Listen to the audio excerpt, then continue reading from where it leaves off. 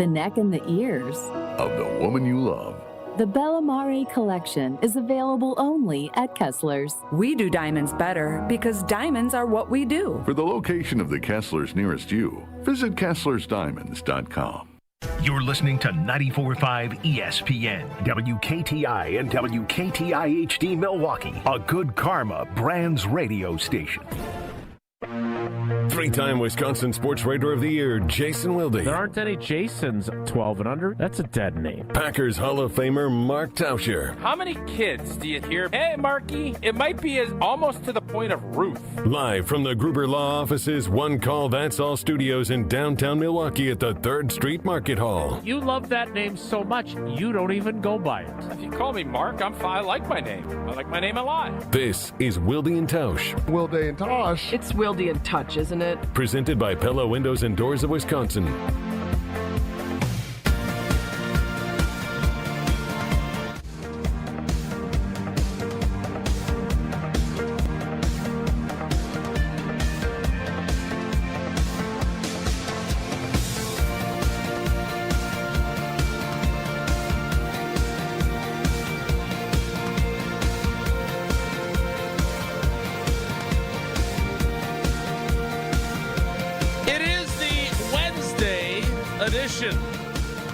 The day 2 of Tausch. I don't know what he's doing. I think he's enjoying the Oregon coast, or maybe he's at a national park. I just know he's not here. He could be just sitting on the couch in his underwear listening to the show for all we know. Edition. We've got a great cousin sub, just like yesterday. With Steve the Homer True as our cousin sub of the day. Today, we have the other half of the Homer Hour on Mondays and Thursdays as our cousin sub of the day edition. And the Am I Too Much of a Youth Sports Coach Mentality guy that I am curious as to how, even though you have one of the best tight ends in football that you said you would be crazy not to feature as the centerpiece of your passing game, how are you going to keep everybody else happy? Edition of Wilde and Tausch.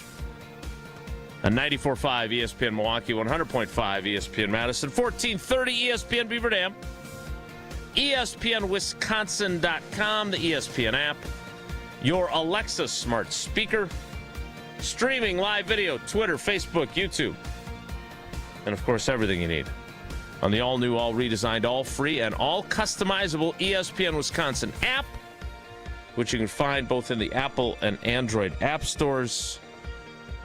I'm not mad at Ashton and Pratik and everyone else involved. They're awesome teammates, and I love them.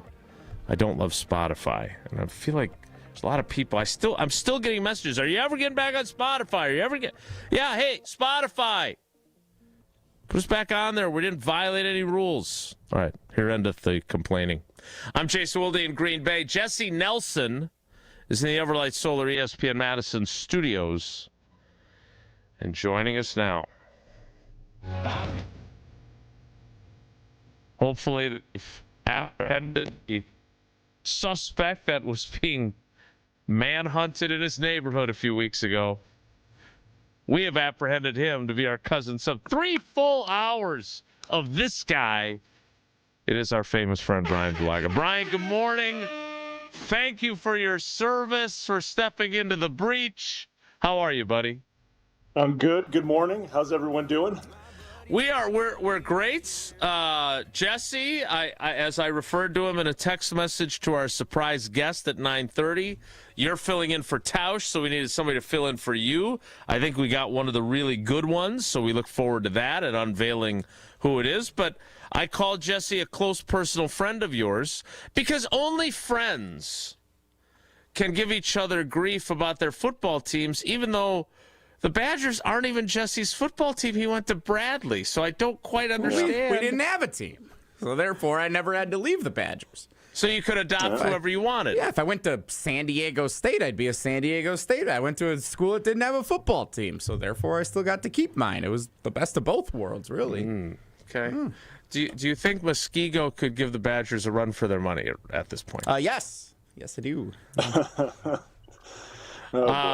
So, Jesse, just a little behind the scenes. So we're getting ready for the show last night, and obviously Bryan is one of our, I don't want to hurt anybody else's feelings. I'm kind of like Matt LaFleur right now. One of our top draft picks for when Tausch is out. You did straight up tell Homer yesterday you'd rather have Bulaga than him. Did I tell him that? You said that on the air. I said that out loud? Uh-huh. Okay. Yeah, that's fair. I mean, he's a close second, but he's ahead of the pack. But nevertheless,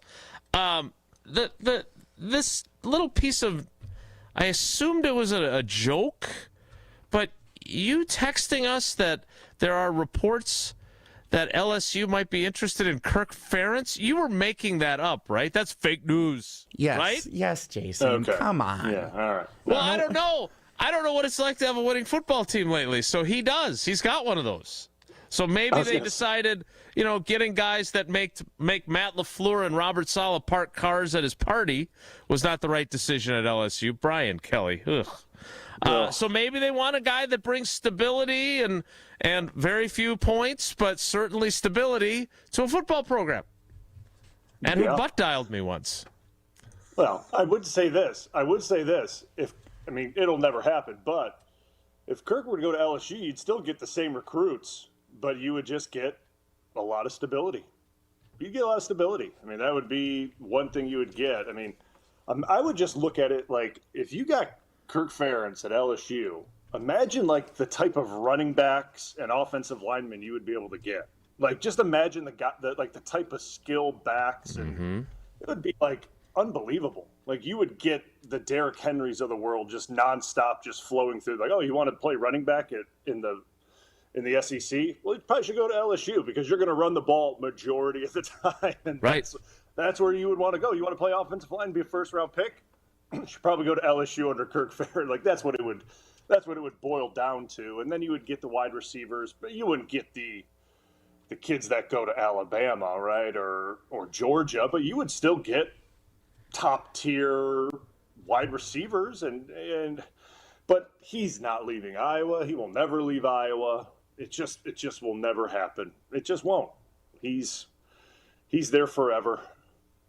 What I am curious. So I'm looking at the Big Ten standings, and I am very curious because as much grief as we give you as an Iowa guy in the games where your teams did not score a lot of points, that's like, first of all, we have no room to be joking. You go to the standings, and I assume it's alphabetical with all the winless teams. But Wisconsin is at the bottom, like the bottom. And you look at Iowa, you got Indiana in first place at 5-0 in the conference, Ohio State 4-0, Oregon 4-1, Iowa 4-1. Now, I know not all wins are created equal, and some teams have harder schedules than others, and all the other stuff that comes with being a mega conference. But we spent some time on the Badgers yesterday when Homer was our cousin sub of the day, and obviously we like to take advantage of when Tausch isn't here because, while I'm sure he has plenty of thoughts, he is a very important piece to their broadcasts, and so I don't want to put him in a bad spot. You, on the other hand, unless something is changing in the booth with Matt LePay, you can say whatever the heck you want as an Iowa alum. Why is Iowa able to do what they're doing, and why can't Wisconsin? Has that thought crossed your mind? It has. It really has, because, I mean, obviously we remember a few years back when they really couldn't get any offense going. I mean, it was really bad, right? And everyone remembers it was Kirk's son, Bryan, that was running the offense, and it was that whole, that mess that was kind of going on. And I mean, there were a lot of things going on at the time. There was quarterback issues. I mean, it was a big deal. I mean, a lot of people were pointing fingers at Bryan. Bryan left, And the issue still continued, right? Like, it wasn't like he left and all of a sudden the offense was putting up 40 points. Like, nothing like that happened, right? So, but they have evolved a little bit since he had left, right? They brought in different quarterbacks, and I think they got a little bit better outside. Obviously, the tight ends had stayed the same there. They still continue to do that, and the offensive linemen. I think it's gotten a little bit better this year. Last year, I think they still struggled up front. This year, it's gotten better. But and the running back position has stayed the same. I think that's really good again. Defensively, we all know they have stayed the same. They are still very good defensively. It's like rinse and repeat on the defensive side of the ball. Like they look exactly the same. They play exactly the same, and that's like a carbon copy of what they are every single year.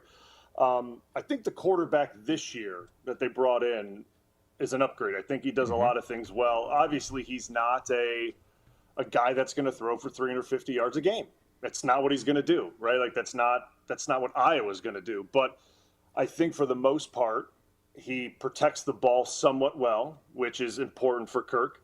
I think he uses his legs well, which he can scramble well and get first downs with his legs, which we hadn't had in the past. We've normally had some quarterbacks back there that don't move well. They kind of stand back there, and if they're going to get pressured, well, they're probably going to get sacked, and that's going to be the end of a drive. Then you're punting it, and you're relying on their defense. Well, this kid can move a little bit, and he can run, and he uses his legs, and that's important. And they're trusting him to throw the ball, and they're getting themselves in better situations. And I think that's been the difference, and I think Kirk consistently kind of relying on what he's been doing since the beginning of his time there, right? It's run the football, be patient, rely on your defense, and punting. And I know Jesse loves to give me a hard time about it. Sometimes punting the football isn't the worst thing in the world. And there's been commentators in NFL games that have like ragged Iowa for punting the football. Like I think the Colts punted a game and they were like, well, I know you haven't seen this, but if you watch Iowa football, this is something that happened. Like it was during a Colts NFL game. I'm like, why are they? That doesn't seem necessary. I'm like, why are you ragging on Iowa during a Colts game? Like this is ridiculous. In fairness, Brian, our best highlight at Wisconsin this year is a fake punt called by the punter on his own on 4th and 19 in the fourth quarter of a 34-0 game. It's very fair. But and then you mentioned Iowa's, in conference record 4-1. Their one loss was to Indiana, 20-15. Yeah, like it was a very good game, and the quarterback got knocked out at the end of the third quarter. They were winning that football game before the quarterback got knocked out. So they were very competitive against one of the best teams in the Big Ten at home. Now, obviously, they so is that evidence? A little bit later. Yeah. So is that evidence? Like, and again, I understand when the Badgers made the switch and fired Paul Chryst, and there were criticisms of Paul that he wasn't embracing the new world order of college football and NIL and the transfer portal. I understand all that.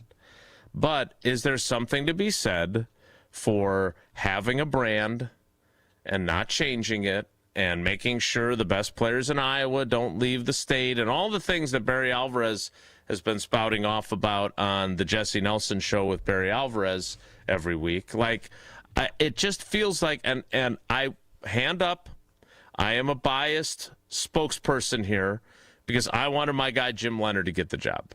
I thought he was a Wisconsin guy. He would keep the Wisconsin mentality. And I thought even in the age of NIL, you could still win with that if you did a lot of the things that you've always done, and then you paid some guys that need to be paid to add to the positions that need to be spent upon. And I assume that's what Iowa has done, because they have stuck to who they are, and they are having success. Are they going to win the national championship this year? They are not. But you're telling me anyone in the state of Wisconsin wouldn't say, okay, I'd love to win a national title. And that's what we were sold, right? We're here to win championships. That's why we got rid of Paul. I would much rather have Iowa, where I go to games and they win the games, and they play Indiana tougher than pretty much anybody has this year, and I can feel good about my team, as opposed to where we're at right now with Wisconsin, which, I mean, the fact that we reached the point where they scored a touchdown in the Oregon game to prevent three straight shutouts.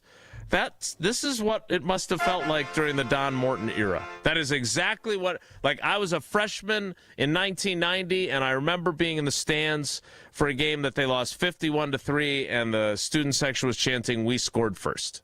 These are the little victories we're down to. Yeah, and I mean, you said it. Like, Kirk has stuck to the brand. Like, he has stayed with what he knows and what he believes in. And I remember when I went back there for that, American Needs Farmers thing, and I got to sit with him multiple days in a row. And the NIL world is obviously new to me as well. Like, I have no idea. Like, it's crazy. It is. It's absolutely wild. And to these coaches, like the Kirk Ferentzes and obviously like the Nick Sabans and these guys that have been in it forever, right? Since the start of time, essentially, you think of college football. There's a lot of like change that they have to go through and understand and get used to. And the best way that like he was explaining it to me was like, you have to bring in people, especially like younger people that understand this new world.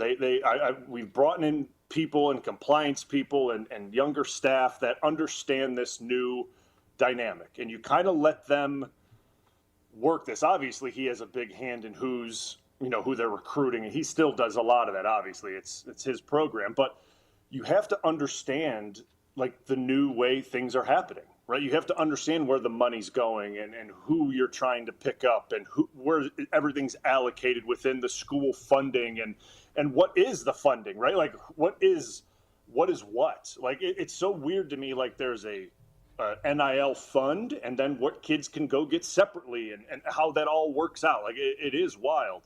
But it is crazy to me how he has really changed that part of his mentality of like kind of, because when I was there, man, he was so locked tight on how they recruited and who they recruited and his hand in that. Like it was very specific. It was like, we have to go after X, Y, and Z, and this is like, it was down to the T. Like you knew the type of player he was going to get exactly. Like you knew it coming in each year.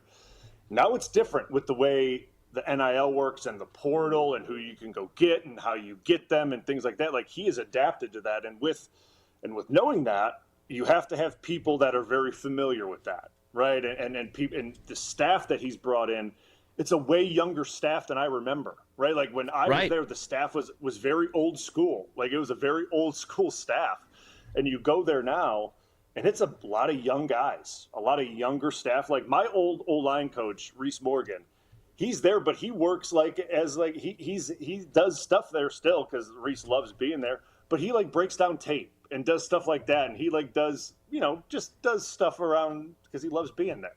So I got to spend time with him. But like the staff is young, they're young guys. They understand this new football world, and to me, it's a change by him. And like I'm sure a lot of people do that, but man, it's hard for old school guys to think that way and let your program, let that bit of control go. But he's done that, right? And to me, that's why I think they're having this success now. It's taken them some time, I'm sure, right? Like, and I think you saw that struggle early on, but now I think you're starting to see some of the benefits of him letting that adaptation happen. So I'm not saying it's good, like you said it, they're not perfect by any stretch of the imagination. They're not winning national championship this year. Nope, not happening. But they do put a product on the field that make Hawkeye fans, alumni, like excited to watch and proud to watch. I will say that. It is fun to see them go out there and battle the top teams, and at least they go out there and, they're not getting blown out, right? Like that is one thing that they are not doing. They will go out there and battle till the end and keep these games as tight as they can to try to win them. And that's what, to me, is what it's all about. This has been your Iowa football updates. Don't get jealous, Jesse, but they're in a better spot than the Badgers are right now. We're in a great spot. We've got Bryan Bulaga as our cousin sub of the day. Cousin subs, we believe in better. We will get ready for our surprise guest who's coming up. Talk a little Packers next. It's Wilde and Tausch. Wilde and Tausch is presented by Pella Windows and Doors of Wisconsin. Call Gina Della from Pella at 855-PELLA-WI or visit online at PellaWI.com/radio. Hey, it's Gary Ellison for Wisconsin Indoor Golf Center. Looking to escape the cold or take a midday break? Get your game on at Wisconsin Indoor Golf Center, where it's always golf season. Play more than 2,000 courses, including over 50 right here in Wisconsin. And even that famous course where they hand out green jackets. Top tech simulators, great food, and the best Bloody Marys around. This is your year-round slice of summer. Bays start at just $35 an hour, Monday through Friday. Book your bay today at WisconsinIndoorGolfCenter.com. Did you forget the first day of school is this week and little Nancy still needs her name embroidered on her backpack? Or the company shirts are due now, not next week? Maybe the boss just declared Steve's retirement party is today and the shirts are mandatory? Whatever the rush, Big Frog Custom T-shirts and more in Mequon has got you covered. With fast turnarounds, no minimums, eco-friendly printing, and high-quality custom apparel, Big Frog brings your custom ideas to life fast. Stop by Big Frog in Mequon or visit bigfrog.com/Mequon. Big Frog Custom T-shirts and more, where your ideas leap to life. Hey sports fans, looking to level up your next private event? V Private Bar Services is your game changer. Move beyond the ordinary. V Private Bar Services crafts custom cocktails tailored to your brand and your guests' taste. Imagine a bar experience that's as unique as your business. Our expert mixologists will create a memorable experience that your clients and team will rave about. From signature cocktails to full-service bars, we've got you covered. Be the MVP of your next event. Visit vprivatebar.com to book today. Hey, it's Brad Nortman, and when it comes to my home, I want a team that I can trust, and that's Lifetime Home Services. From cleaner air and radon safety to custom closets and electrical work, they do it all under one roof. What I'm most excited about right now is their epoxy floors. They make your garage clean, durable, and organized, with shelving and storage to get everything off the floor. For over 30 years, families have trusted Lifetime Home Services to make their homes safer and better looking. Trusted solution, lifetime results. Schedule today at lifetimehomeservices.com. When you're injured, you want quick, specialized care, not a long ER wait. The orthopedic care specialists at Ortho ASAP treat fractures, sprains, strains, sports injuries, and more right away. With on-site x-rays and expert care, Ortho ASAP gets you back on track faster. Open 7 days a week with locations in Brookfield and Pewaukee, it's more affordable than the ER. Walk in, get treated, and get back to life. Ortho ASAP. There is a difference. Visit orthowisconsin.com. Best Marquette games ever, brought to you by Saganiac Planning. The best regular season win ever. Marquette beat the #1 team in the country and the defending national champion. Villanova was both in January of 2017. Marquette won 74-72, though trailed by 17 and needed a 19-4 run at the end of the game. Caden Reinhardt, game-winning 2 free throws, 11 seconds left. Oh, baby, you bet the fans ran on the court. Should be required when you beat the current #1 and the defending national champ on the same night. If you're a company owner offering medical insurance for your employees, you may be sick and tired of the constant increase in rates or change in benefits. Now's the time to take a look at a different type of plan. At Saganiac Planning, it's called level funding, an opportunity to keep premiums low and possibly receive a return of your premiums. For more on level funding, call Steve Llewellyn, 262-783-6161. Saganiac Planning, a name synonymous with employee benefits and top-notch service. Hi, everyone. This is Stephen Bauer, CEO of the Guest House of Milwaukee. For decades, Guest House of Milwaukee has been here for our neighbors, providing shelter, housing, and the support needed to break the cycle of homelessness. We're not just offering a bed for the night. We're helping people rebuild their lives through case management, housing navigation, mental health, and addiction counseling. You can help us make a difference. Learn more at guesthouseofmilwaukee.org, and together we can ensure everyone has a place to call home. You're listening to Wilde and Tausch on 94.5 ESPN. Presented by Pella Windows and Doors of Wisconsin and sponsored by American Family Insurance.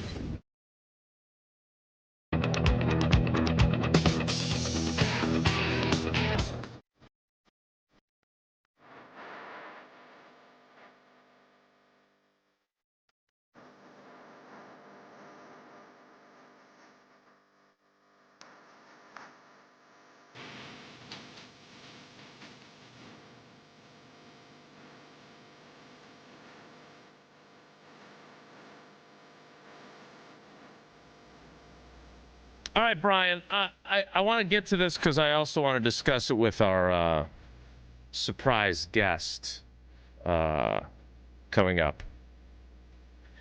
I understand that this is not like when Declan was playing lower end young player soccer, like before he had elevated his game to playing for Man City, and before our girls were playing in high school. Like, you got to let the kid go pick dandelions in the right field for 2 innings because everybody gets to play. I understand that's not what we're doing. At the same time, you have to manage egos in an NFL locker room. You've worked in one of those. So, and maybe this is why we have you and Tausch and a cavalcade of guys who played in the NFL. Maybe I'm looking at this the wrong way. But Matt LaFleur says after the game that be crazy not to run the offense through Tucker Kraft, the passing game. Yeah, he's right. And then, and again, I don't know. This could be nothing. Okay, I'm not young and cool, so I don't know why you would deactivate your Instagram account. I post pictures of the girls' sports there. That's about all I do. But Matthew Golden does that. It's on, Twitter. I don't know. Is he frustrated? He caught 3 passes. He was targeted 3 times. He gained 4 yards.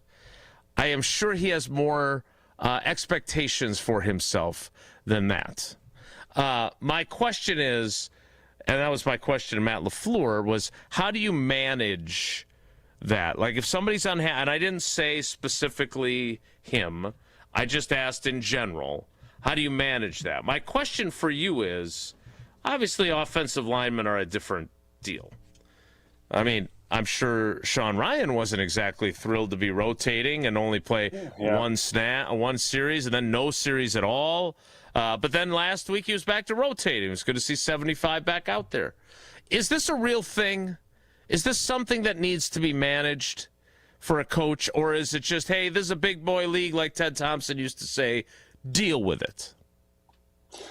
Yeah, I mean, I think in this situation, again, I don't know all the background on the Golden deactivating his Instagram. Is it reactivated now, or is it still? I don't know everything about it, right? Like, I guess I don't pay that much attention to those things. I don't either. Yeah, you know what I mean? Like, I guess I don't look too much into those things when people do that, or people say, oh, he scrubbed his Instagram of all his Packers or whatever team he's on. Like, I don't really pay much attention to that. Is he frustrated? Most likely. Like, you know what I mean? He probably is, and if Matt said that after the Pittsburgh game that they should run the offense, or would they be crazy? Yeah, I mean, like, I would agree with them. Like, Tucker Kraft should be the guy they run it through. Like, yes, it should be, because Tucker Kraft is really good, and he's a very dangerous weapon. But how to manage the egos through, in the locker room, he was doing that. As we heard, what was it, the week prior, Matt said, there is no, he said Matthew Golden, we're not going to try to force the ball into Matthew Golden more. Mm-hmm. I mean, he that's what he did. And now he says this about Tucker Kraft this week. I think there's a part of managing egos so that, egos don't get too big. But then at the point, now we have to look at it so that egos don't get hurt, right? And Golden's a young player in this league with, I think, a ton of potential, right? And I think he could be very, very good. Super dynamic playmaker, in my opinion. I think he could be such a explosive player for the Green Bay Packers. So I think he has to kind of balance this thing out, of how to make sure that a young player doesn't go in the tank, so to speak, right? Like, and I think that's the way you have to look at this from a young player perspective. I think older players, you can maybe speak to them in a different way or under, in a certain way. Younger players, it's their first time in this, right? Like, and it's their first go around in it. He was a first round pick, first receiver taken in forever, a lot of expectation. He just had his biggest game prior against the Bengals. You know what I mean? Like, there was a lot of, expectation coming through into this week. And Pittsburgh's 31st ranked pass defense, there's a lot that they thought were going to happen this week, and he gets the 3 targets for 4 yards, and there's disappointment. So I think he just has to, from Matt's perspective, and I'm sure everyone's thinking this, like, hey, we just got to make sure this young guy doesn't, go in the tank from this and get upset and lose confidence that we don't want to get him the ball. Like everyone wants him to have the ball. I don't think there's a thing like we don't want to get Matthew Golden the football. Like that's definitely not the case here, right? Like, but there's definitely they're not getting me the ball enough for my liking. There has to be. Yes, and I'm not saying that's a bad thing. He's a competitor. Of course, you want the ball, right? You think the team is better off when you get the ball. But this to me, and tell me if I'm wrong, is maybe a little bit of the drawback to no clear-cut pecking order. You know, Christian Watson comes back. You've still got Jaden Reed, who's on IR. You didn't even have Dontavion Wicks. He was out with a calf injury, so you didn't have to factor in finding him snaps. It just, Matt LaFleur has said it's a lot of mouths to feed, and I'm not sure that there's enough to go around. And again, I'm not trying to stir up. They don't give a dang about what I'm saying here. I am bringing it up because I am curious as to whether or not this is something that Matt LaFleur consciously has to deal with, or he can just say, hey, deal with it. And I think when it comes to young guys, to your point, they're not going to deal with it as well, especially, not to sound like an old man, but especially with this generation of player who has been told time and time again how great they are and how they get money from NIL and all the other things that didn't exist when you were a young player. Fair or unfair? Yeah. No, I think it's fair. And the thing is, like, there is a lot of mouths to feed on this in the skill position, realm of the Green Bay Packers right now. There's a lot of weapons and a lot of guys that can do a lot of damage for you. And how do you spread it around? Like, it's very difficult. And to say, oh, we're going to go with the hot hand every week, well, that's difficult to know until you get going in the game, right? Like that's tough to do, like, right? Unless you start literally, as you've talked about before, start making guys the number one read throughout progressions in, within the game plan, right? And that's being intentional with who the number one read is, right? Like, so that's the point where how are you going to go about doing that? And to me, like, I'm not trying to rain on anyone's parade, but like I feel like Tucker Kraft should always be the number one or two read within progressions. Like that's what I mean, and that's not based on what I think anyone's talent is. Like that, I just think that Tucker Kraft is that type of player. I just think he's reliable. I think he's that good. I think Jordan Love and Tucker Kraft have that type of chemistry from receiver to quarterback, and he should be the guy that Jordan Love looks for, right? I think he's earned that. I really do. I think he's earned that. So I think Golden's time is going to get there. I think he's going to get, going. It's just you have to make sure that a young player's, this is like, keep your spirits up, young man. But like that, you have to keep them. You have to keep him positive. You have to, make sure that he doesn't go in the tanks, because you are going to need a player like that as this thing goes on, because he is explosive, he is dynamic, and you don't want him to become like an afterthought, because he's not. He's very good. No, you don't he definitely want to have him shouldn't become an after. Yeah, you don't want that. All right. Speaking of afterthoughts, this guy is no afterthought. We're so excited to have him. I think I'm going to keep it a secret until he joins us, but I will just say this. I don't think our fans will be disappointed. We're not bringing in some stiff to fill in for Bryan, who's filling in for Tausch as our cousin sub of the day. Speaking of which, you can make a bad choice when it comes to finding a personal injury lawyer. There's plenty of bad choices to be made. There's only one call to make if you want to get the right team on your team, and that's Grubel Offices. One call, that's all. 414-276-6666, 414-276-6666, or go to the website gruber-law.com to find out more about the firm, all the great things David has been doing in our communities for years, and most importantly, how they will win for you. Grubel Offices, one call, that's all. The mystery guest, joins us next. It's Wilde and Tausch. Wilde and Tausch continues next on 94.5 ESPN, presented by Pella Windows and Doors of Wisconsin, and sponsored by American Family Insurance. Want your brand to turn heads and win hearts? Captivate Exhibits can bring your brand to life by transforming lobbies, creating history walls, and beautifying facilities. For over 32 years, Captivate has been the MVP of trade show exhibits and workplace design and fabrication. Let Captivate craft immersive branded environments that tell your story boldly, beautifully, and with purpose at events and around the office. Score big by making your next event or your own space unforgettable. Create something legendary by getting started today at CaptivateExhibits.com. Make the best seat in the house yours. Carbless delivers the handcrafted cocktail experience right to your living room. Bold flavor, no carbs, no sugar, just 100 calories, and all the taste with none of the extra baggage. From kickoff to the final play, Carbless is your game day go-to. Hosting friends, watching with family, or celebrating every big drive, Carbless keeps the good times pouring. So when the game's on the line, make the winning call. Skip the mixing, grab the bliss, and make every seat the best seat in the house. Find Carbless near you at drinkcarbless.com. Hey football fans, get ready for kickoff with homemade party must-haves this week at Sendik's. Start with delicious dips, guacamole, pico de gallo, potato chips, and popcorn. Score big with over 20 varieties of homemade sausage and gourmet burgers.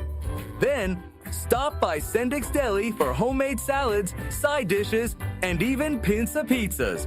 All made from scratch every day. Sendik's, your trusted local grocer.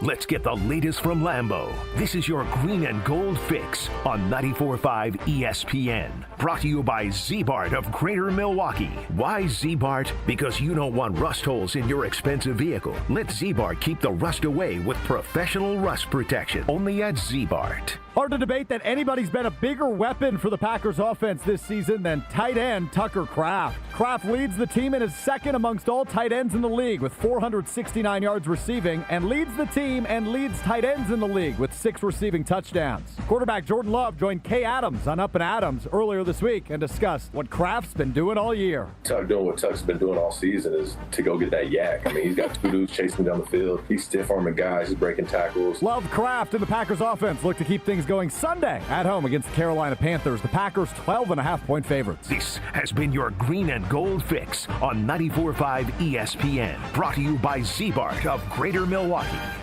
Why Z-Bart? Because you have a manly truck that you do manly things with. And you don't want the truck bed getting all beat up. You want Rhino Liner by Z-Bart to keep your truck bed man-proof. So man up and ask for Rhino Liner by Z-Bart.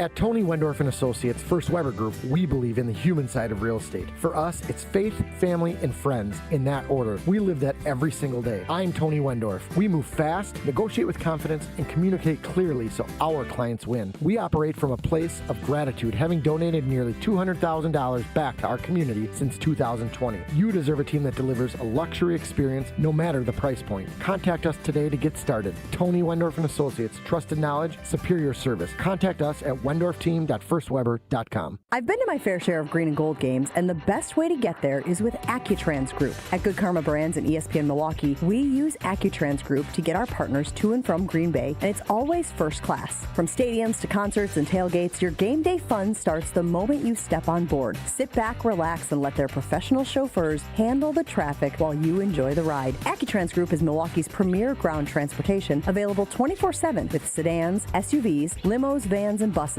Book today at AccuTransGroup.com. Proud partner of your Milwaukee Bucks. One call, that's all. I feel so stuck. The Veterans Crisis Line is here for you. Dial 988, then press 1 to call. This is Wilde and Tausch on 94.5 ESPN. Sponsored by American Family Insurance. Insure carefully, dream fearlessly. Get a quote and find an agent at amfam.com.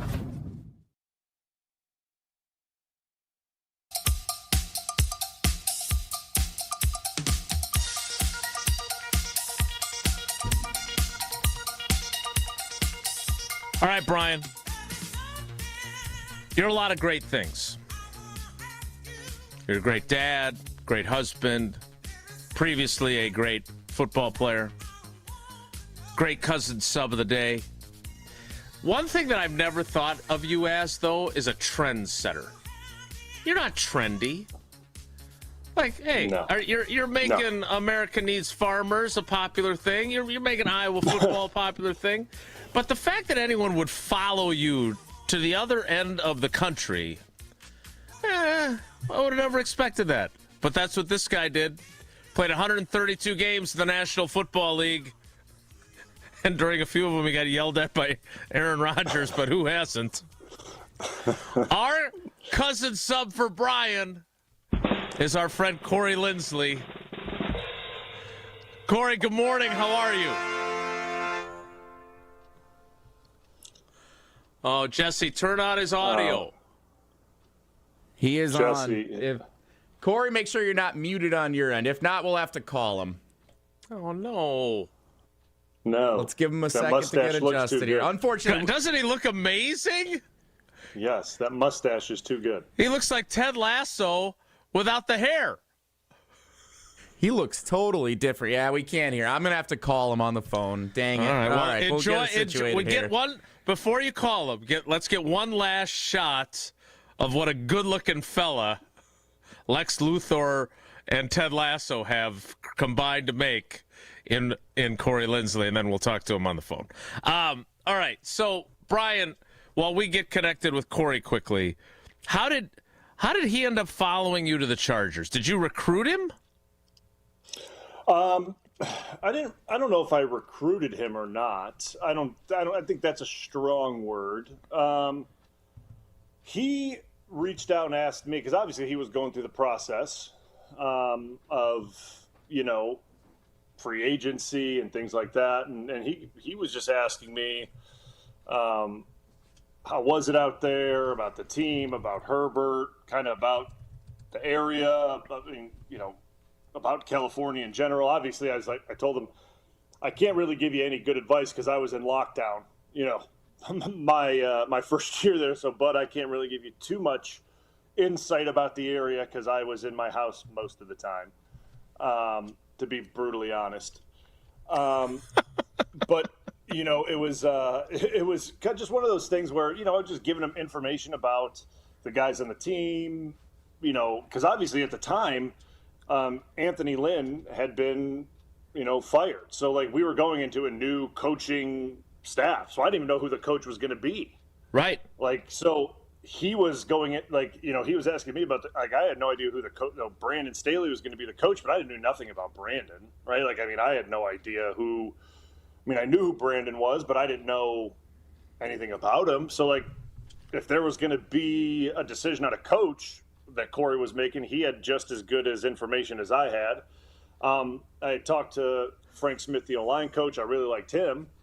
And Corey had probably talked to him just as much as I had. And I think that was more of the pull as well. So I didn't know if there was much recruiting that I did. It was just kind of talking to him about, what was going to be best for him and his family. And obviously it worked out well because he still lives there. It's exactly. You read my mind. So. You led right into what I was going to say. He's like Randy Newman walking around singing, "I love L.A." All right, let's see if we have actual audio from Corey Linsley. Corey, good morning again. Hello.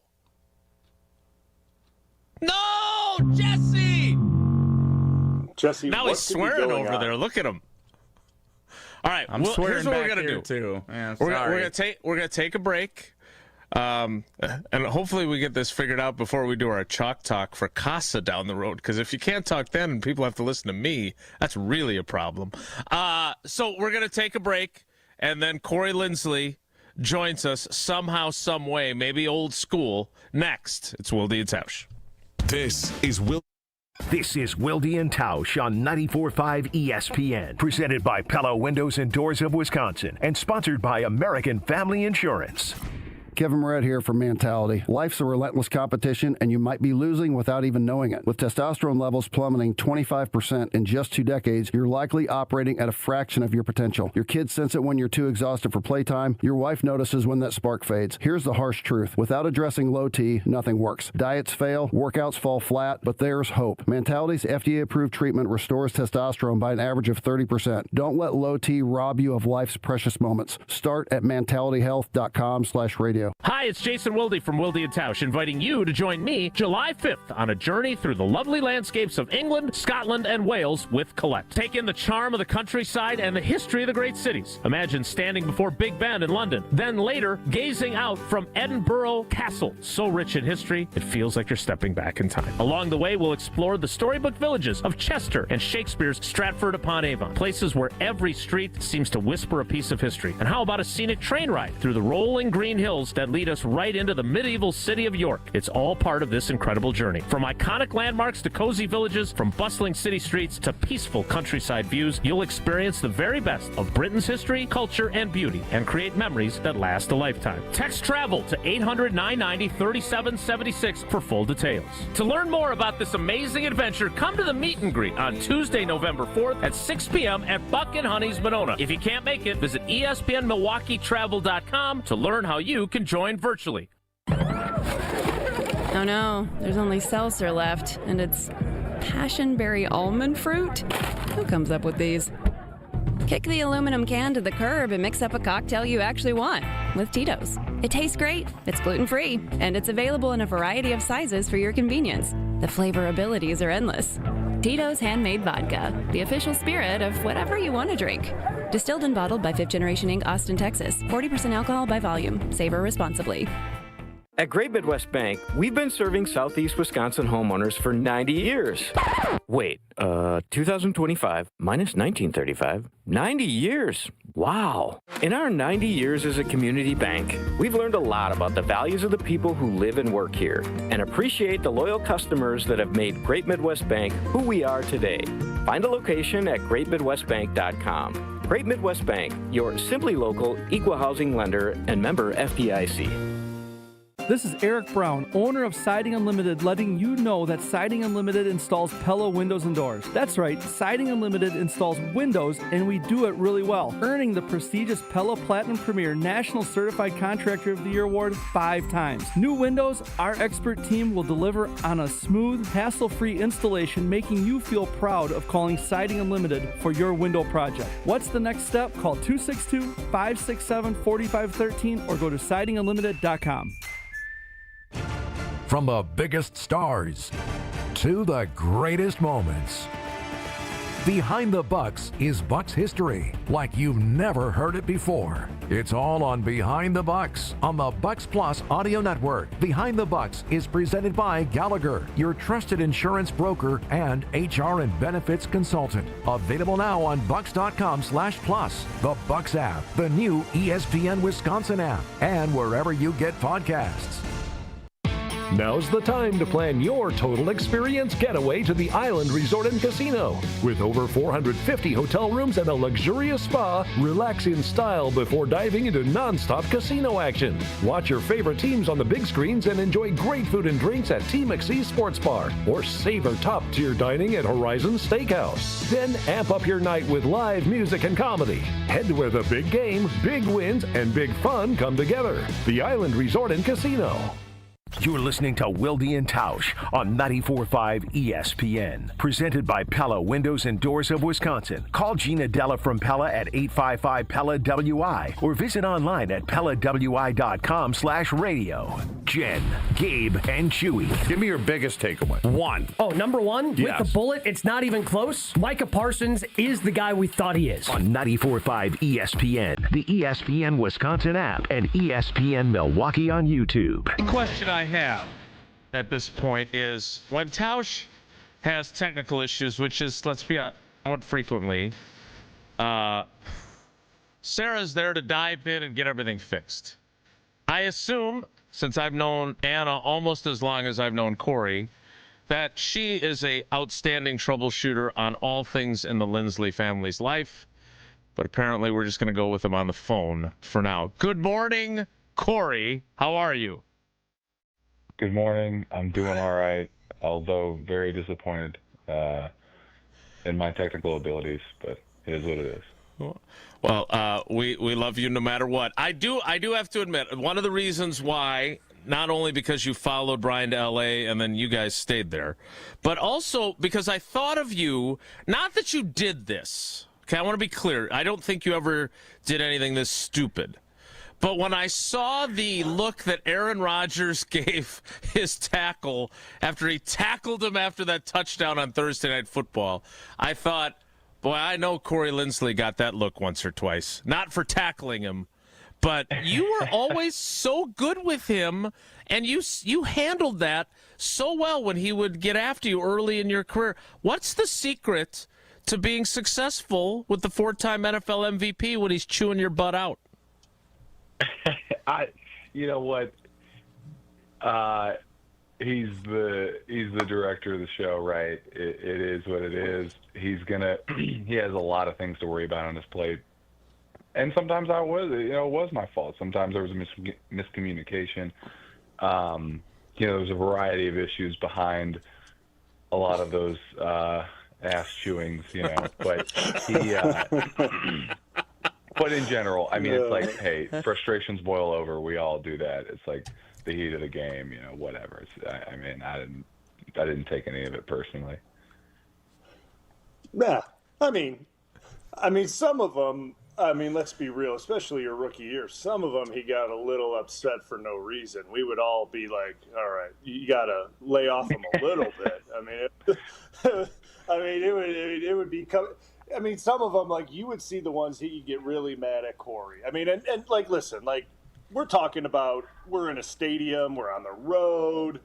We would break the huddle sometimes really late. We would break the huddle really late. We're on the road, we're on silent count, and we're getting up to the line. Corey's making IDs, Aaron's making adjustments, and the play clock's at 3. And Corey's going through the silent canes, and Aaron's clapping his hands to get the ball. And obviously, no one knows. You can't hear him. And then we have to bang a timeout. And then that's when he yells at Corey for not snapping the ball. It's just and that's when you saw a lot of the pageantry of him yelling at Corey with some language. And everyone's like, dude, if he would have snapped the ball, he would have gotten sacked because none of us would have known that he snapped the ball. None of the linemen were expecting Corey to fire the ball back there because, we would have had no idea. So, thanks for not snapping the ball, Corey. Because everyone would have been beat. Everyone would have been beat. That would have happened. I think you chose a great word there, Brian. Pageantry. It was performative. He's dramatic. It was, all this hoopla. He was where his frustrations would boil over. That's exactly what it was. It was pageantry. He's nothing more than an actor. Then Well, then you certainly never tackled him. You never caused any physical harm to him, or you tackled him. So that's might have wanted to. That wasn't pageantry that he got tackled. I will say that. That wasn't pageantry. Was wild. That's just, that was him being pissed. That was legitimately pissed. So that's that I understand. So Corey, I want to ask. Obviously you played with Elton quite a bit. Obviously I got a year with Elton. You were around Elton quite a bit. We know how good of a dude Elton is. We know how good of a player Elton is. How do you think, and I know you watch the games as much as you can get them out in California and all that, but how do you think Elton has done this year transitioning from obviously his full-time role at guard kind of to settling in at center? It's such a big change. You did it your whole career playing center, and how difficult it is. I know how difficult it is, and you were so good at it. How do you think he's done so far up to this year or up to this point in the season?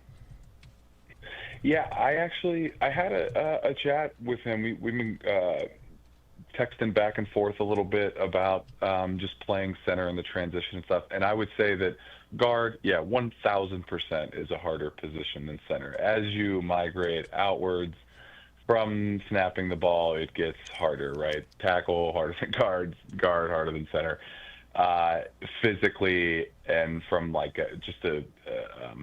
from entirely from a physical perspective, center, you're obviously the guy that's got to get to the ball first. You're making making the ID typically. In our offense, that's how it ran, and I'm sure that continues to be true with Elton. And Brian can attest to this as well. Elton, legitimately one of the smartest football players that I've been around. He knew ball from day one. As a rookie, he was looking at other guys veterans that weren't getting stuff down and looking at me why is this so hard for them? I'm like, dude, you get ball. Some guys just don't get ball. And so that part of the transition was going to be easier.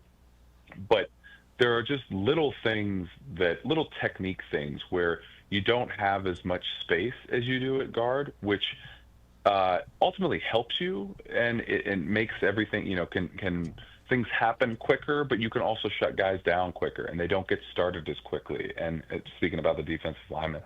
And so Elton and I were having a discussion. They were just like little technique things where it's like, hey, whereas you're kind of setting, like pass setting like you would a guard, things are happening a little bit quicker. You don't need to set as far. And when you're also talking about getting to the depth of your guards, like the guards basically are the depth. Like the tackles, vertically setting, got to stay in line with the guards from that perspective, from their vertical, the angle of their set. And if you're not going to do that, then you have to adjust and be ready for it. For Elton, I felt like it was a very, very small technical thing where it was like, hey, just get to the depth of your guards. Just instead of setting in line as you would as a guard, or with a little bit less depth, because you don't want to just jump back there. Guard, you got to set the depth of the pocket. The center has to get to the depth of the guards because they form that cone or whatever, the start of the apex of that cone, to set the depth of the pocket, and then the tackles contribute to that, but it's also the width. So I felt like that little change that he made, like I've seen it on film and I've seen it on TV. Like I feel like his play has improved dramatically, and it's just a little thing, right? It's not. His ability is off the charts. I mean, he's a ridiculously talented player, but just getting the feel for that position, even in the past couple of weeks, like I've noticed that he's made an enormous difference for sure. That's made an enormous difference. Does he, on one of the broadcasts, I can't remember which one, and this is probably why when you guys watch the tape, you just watch the all 22 and you don't listen to the commentators, but there was some discussion about how he looks through his legs when he snaps the ball. Does he snap it differently than you do or others traditionally do, or was that kind of a false narrative? Yeah, I guess I can't speak directly to that because I didn't hear that, or I'm not familiar with whoever said it, but he, from what I've seen on film, it's the same thing. I don't know. Although I haven't necessarily. Yeah, I guess I didn't watch. I only watched the TV copy without the sound, of course, because of my kids. But last week with the Steelers. But yeah, I didn't notice anything like remarkably different. You see what the when the announcers say that like Elton's snapping the ball over between, that's not true. So like what Corey and what Elton and what the centers have done in Green Bay forever, and this is what Aaron liked too, and this is what the centers have been doing. They look between their legs to get the leg signal from Aaron or from now Jordan to get the silent count going. As they're picking their head up, they're not looking between their legs as they snap the ball. Their head is going up, and they're seeing everything as they're snapping the football. Like, they're not looking between their legs and firing it. Then, like, oh my gosh, where is everything? Right. I mean, their head is actively coming up as they're firing, and that's all part of why the tackles get good jumps, and that's all timed out. Like, that's been timed out. I mean, that goes back. I mean, Corey was the master at the snap count. Corey was the best center at snap counts and timing and everything. But like, that's all learned. That's been learned from a long time. And Elton learned that from Corey and everything like that. So like, that's all timing.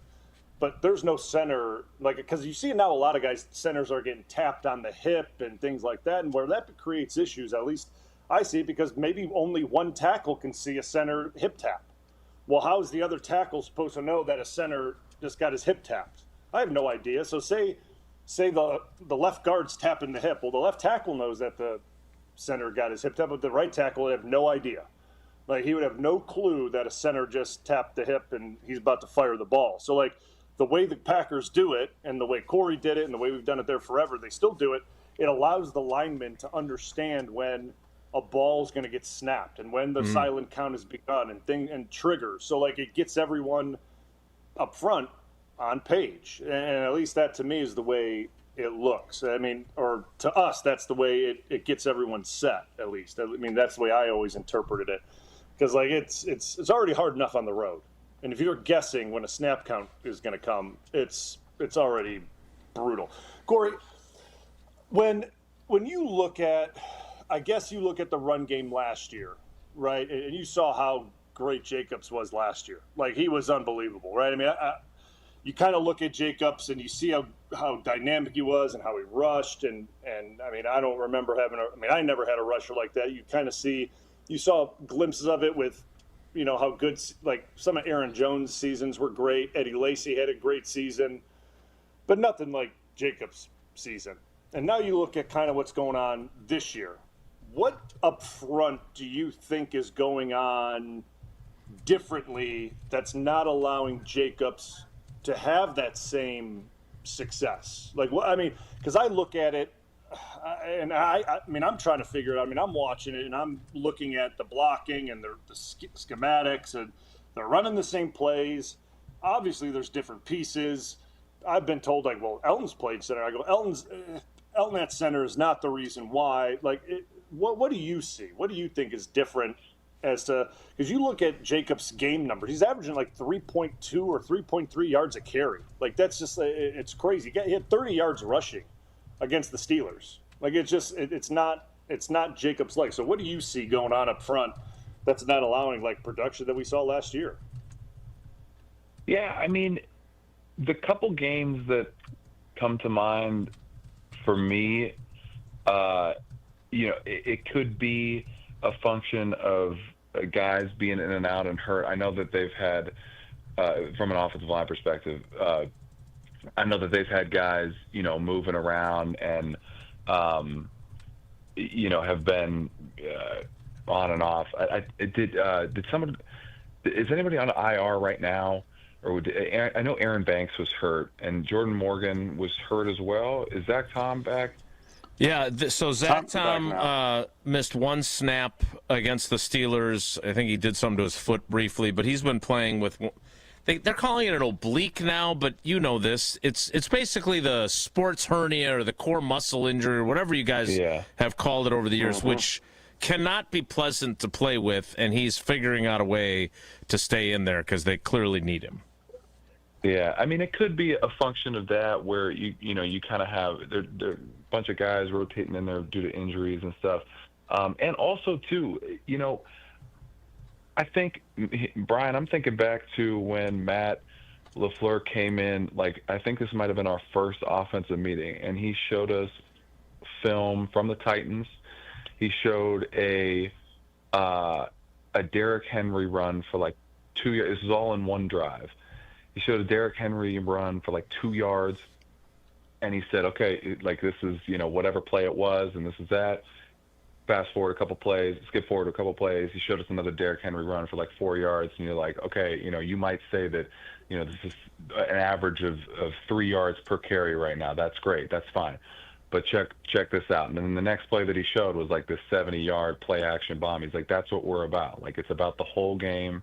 It's about setting the tone, knowing that we are going to run the ball, knowing that Josh Jacobs is a threat.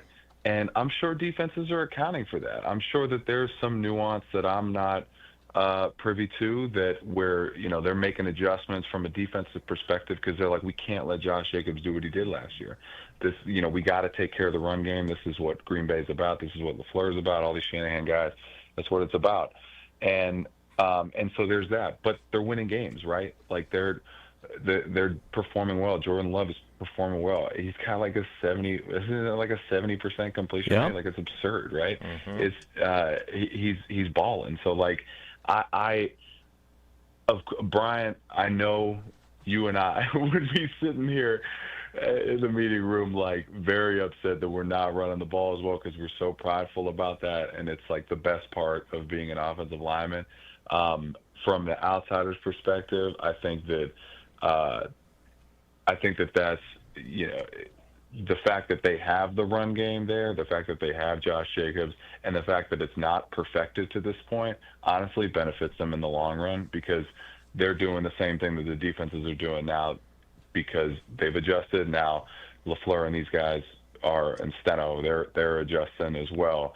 And come, late season playoff run, hopefully that's when they peak in the run game. You know what I mean? Yep, I get it.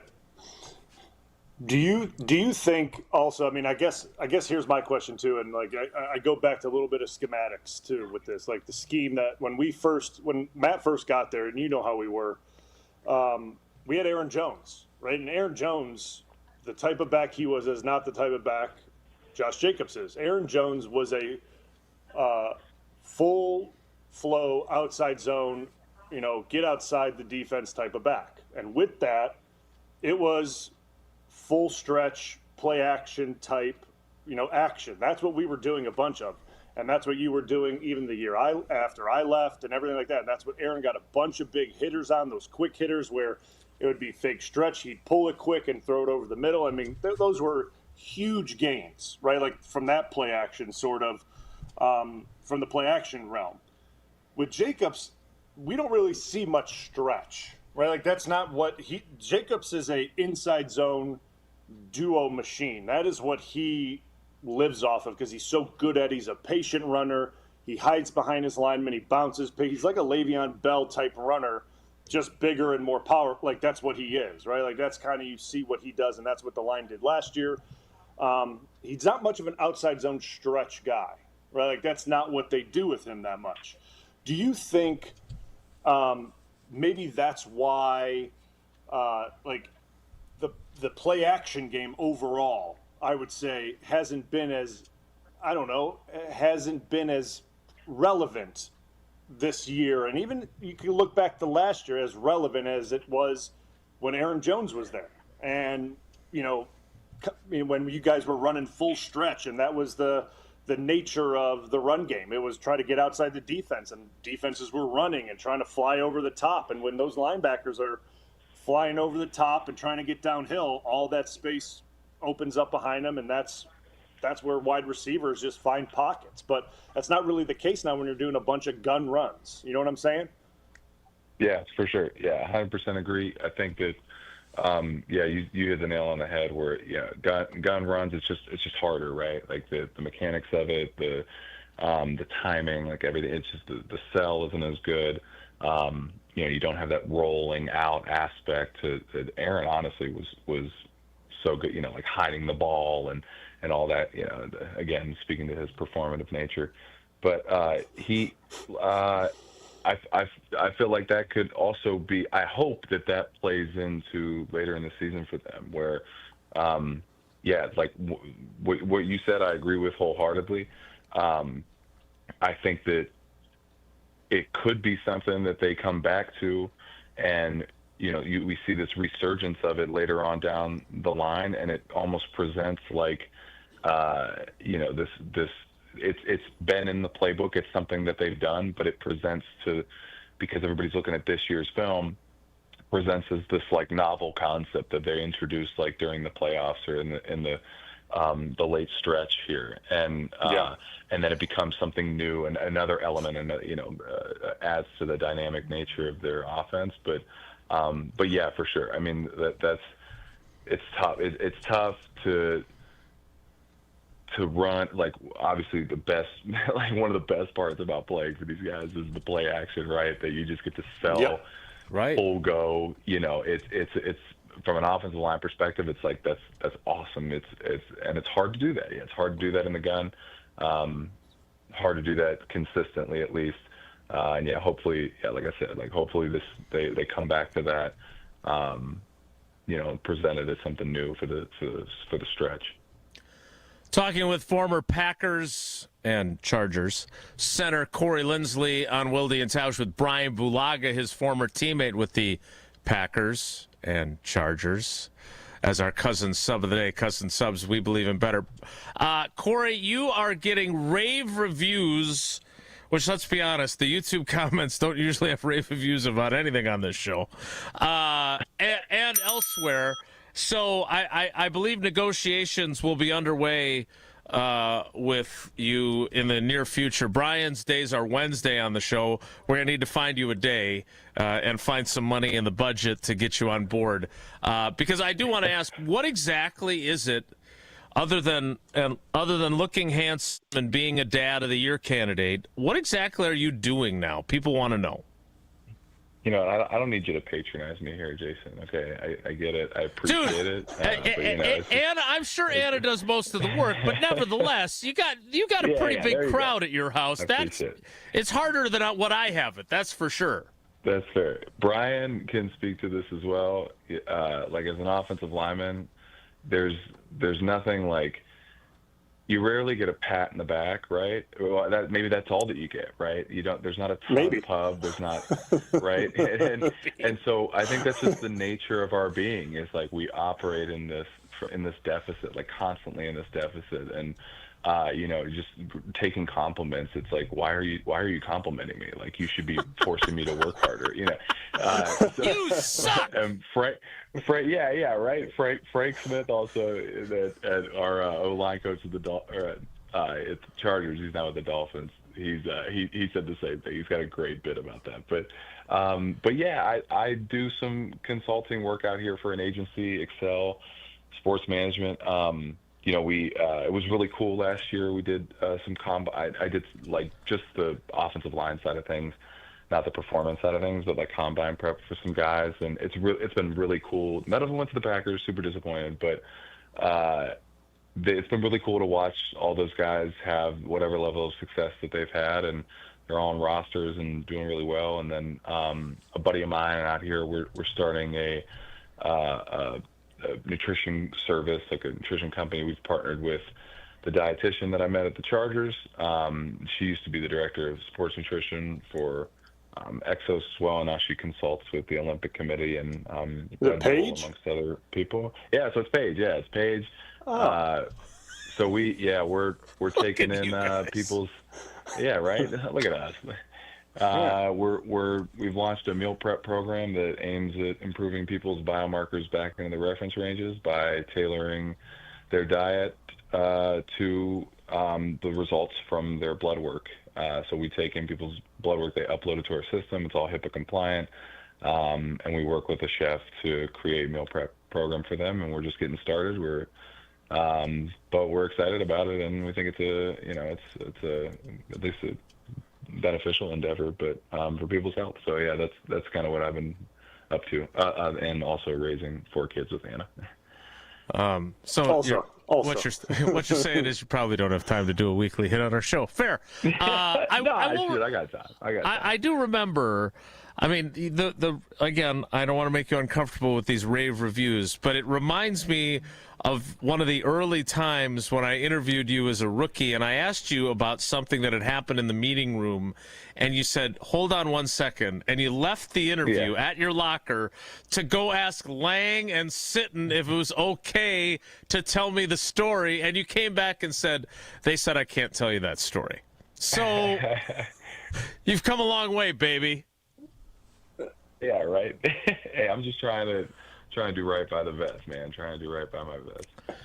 All right, Corey, one last. I go ahead, Brian. Yep. Corey was the funniest and like the funniest rookie. I'm not even going to say some of the stuff that he did as a rookie, because he did some stuff to me, which I'm not even going to lie. Like, I had to laugh. Like, it was hilarious stuff. Like, and it all good-hearted. Like, it was hilarious stuff. Like, and he was probably the best, like, rookie, like, ever. Like, you know what I mean? Like, he took the, as we would, I don't even want to say the word, because then they'd be like, oh, they're doing what in the NFL? But, like, he took what the vets gave him, but he also was able to razz back in a good way. And Corey was the best. He was fantastic. And he didn't do it in like a way that was like, I'm going to be like this rebel rookie that's going to try to like really get back at vets. He did it in like a amazing joking. It was awesome. We'll just put it that way. Corey was the best. And there's some stories that I cannot share on air that are just fantastic. But Corey was the best. We'll just put it that way. And for him to be I had to go ask Sitton and TJ if I could share this story, there's probably a reason. Yeah. Most likely. Yeah, because I got caught not doing it before. Yeah. Sorry, Jason. No, that's okay. And those are someday we'll tell those stories on a digi only, as Tausch calls them. I will also say this: you've told us this. He was the one that gave it back to Rogers Best when you guys would have your Thursday O-line dinners, and you guys would debate things. Are you a skilled debater that you were unafraid to go up against the smartest guy in the room? Just ask him, and Aaron Rodgers. No, I mean, I always felt like Aaron. The best part about being in that offensive line room with all those guys was that it was just free, as much as you got to take it as a rookie, right? Mm-hmm. And there's times you got to shut up as a rookie and whatever. But we go to those O-line dinners. It was everybody. It was encouraging everybody could say what they wanted, and speaking to Aaron directly, I always felt like I could have a conversation with him. Aaron is ridiculously intelligent. He's an enigma, but he is for sure objectively intelligent. He's and so the guy's brain works in phenomenal ways. But he's always one to have a conversation with you. As long as you're willing to have a conversation with him, as long as you're willing to talk back and forth, he'll always do that with you, and I always respect it. And so I don't, the debate side of things, I don't know. It was fun. It was fun to bounce ideas back and forth between Bryan, Aaron, Josh, everybody. It was Dave. We all shared our opinions, and it was a welcomed, open environment, and I always appreciated that about everybody there, honestly. Well, Corey, while the technical difficulties were definitely not awesome, having you was undeniably awesome. Thank you for making time for us. I'm not kidding. If there is some way that we can negotiate the right price, we can just take a little, you're always moving cap money around. We can take a little back from Bulaga. He doesn't need it. We can reallocate it. Brian ain't gonna do that, but I don't blame him. Dude, you're the best. We appreciate you so much. This was so much fun. I look forward to our little Casa Chalk Talk. Remind people what you and Anna did back here in Green Bay with Casa, what that is, because, I am pride to, in a much smaller way, carry the banner, and it's such a great cause that before we let you go, why don't you share what that was and why it was important to you? Yeah, I appreciate it. And thanks again for having me on. Always great to chat with Brian and you guys. CASA, Court Appointed, it's an acronym, Court Appointed Special Advocates. And so what CASA of Brown County is, we worked with in Green Bay. And so kids that get removed from their home by Child Protective Services in whatever capacity are eligible for a court-appointed special advocate. And kids, meaning they're too young to testify for themselves in court. So I believe the age is 14 in Wisconsin, but I'm pretty sure it varies, county by county, state by state. But so what the advocate does is they meet with them. We met with the cases that we had. It was 1 hour a week, in a mentor role, and you eventually write a report and effectively testify on behalf of the kid. So you are the tagline is you're the voice for the child, because they can't testify for themselves in court. So it's a phenomenal organization. There's phenomenal people that work there. We're still involved out here in Casa of Orange County and to some degree Casa of Los Angeles County. So we're always very thrilled to give back to that organization. And we very much encourage everybody out there who's able and willing to do it to become an advocate, because it's honestly, you get so much out of it, and the kids get so much out of it. It's a great organization. So that's CASA. What a way to end it. I love that you guys did that. You guys were, I mean, it's fun to do the Chalk Talk with you and Bryan every year, and you guys are generous with your time, and I appreciate that, because the first time they asked, it was just going to be me, and I thought, who on earth is going to make a sizable donation to listen to me talk? So you guys have made it great, and we appreciate it. I will get the negotiating team on top of this, Corey. Thanks so much, man. Say hi to Anna and the kiddos for us. Yeah, we'll do. Thanks again, guys. Thanks, Corey. That is Corey Linsley, former Bryan Bulaga teammates, both in Los Angeles and in Green Bay. We'll start the 10 o'clock hour and reminisce about that mustache. Looks so good. He looks so good. That stash is so good. It's fantastic. It is actually really impressive. We'll start the 10 o'clock hour in 2 minutes. It's Wilde and Tausch. Don't go anywhere. Another hour of Wilde and Tausch, presented by Pella Windows and Doors of Wisconsin, is coming up next on ESPN Wisconsin and the ESPN Wisconsin app. Time out on the field. Let's bring in Gina Della from Pella. What's the winning game plan this month? Wayne, a whole house of new windows for as low as $297 a month with 0% interest for up to 60 months. Wow, that's a drive you can sustain for years. No penalties, no extra interest. And unlike opponents, Pella Windows and Doors of Wisconsin actually stops the drafts. Don't sit on the sidelines, folks. Make your move today at PellaWI.com. Zero restrictions apply. It's 10/31/2025. This is Matt Meitner, owner of Sit Means Sit Dog Training. Do you find yourself talking to your dog but feel like she's not listening to you? Bella, sit! Are you constantly repeating yourself but she's not following your directions? Sit! Sit! Frustrating, isn't it? At Sit Means Sit Dog Training, we want to help you have a happy, confident, and obedient dog, and we also want to make the training process an enjoyable and worthwhile experience. Contact Sit Means Sit today to schedule a free consultation so we can create a customized training program so you are able to have the dog you want and deserve. Sit Means Sit Dog Training. Sorry, we don't train husbands, wives, or kids. Hey sports fans, looking to level up your next private event? V Private Bar Services is your game changer. Move beyond the ordinary. V Private Bar Services crafts custom cocktails tailored to your brand and your guests' taste. Imagine a bar experience that's as unique as your business.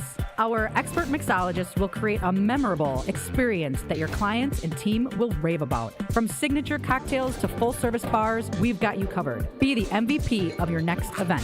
Visit vprivatebar.com to book today. Whoa! What are these? Screamin' Sicilian loaded breadsticks. Available in 2 great flavors, cheesy garlic or pepperoni. Both delicious. Screamin' Sicilian doesn't play around. They're fully loaded breadsticks that come in their own bakeable tray. Dang! Woo! These are next level. Are they the main course? Nah, just the appetizer. Find Screamin' Sicilian loaded breadsticks in your local grocer's freezer section. Screamin' Sicilian loaded breadsticks. Bring the party, bring the flavor. Tune in to KBN every day at 2 o'clock. Kyle, Brust, and Nortman. 94.5 ESPN is WKTI and WKTI HD, Milwaukee. A locally owned Good Karma brand station.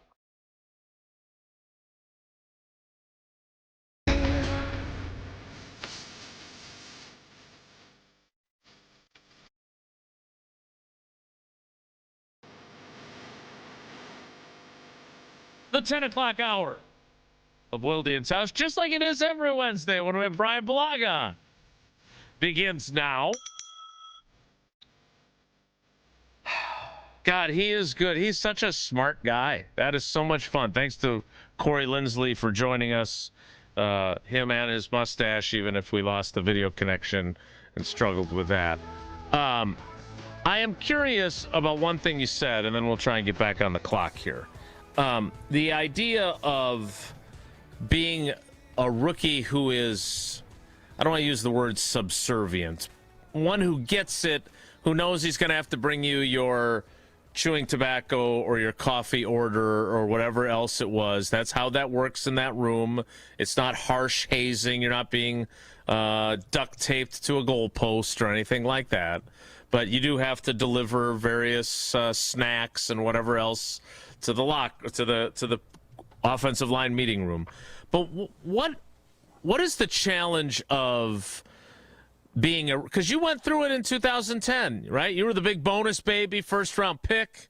What's the challenge of assimilating to that room? Because having sat in it for a story in 2003, which remains my all-time favorite story, and listening to Flanagan and Mike Wall and Marco Rivera and Tausch and Cliffy and the five of them getting after each other, like, that is a room unlike any other in probably sports completely, not just football. The dynamic in there.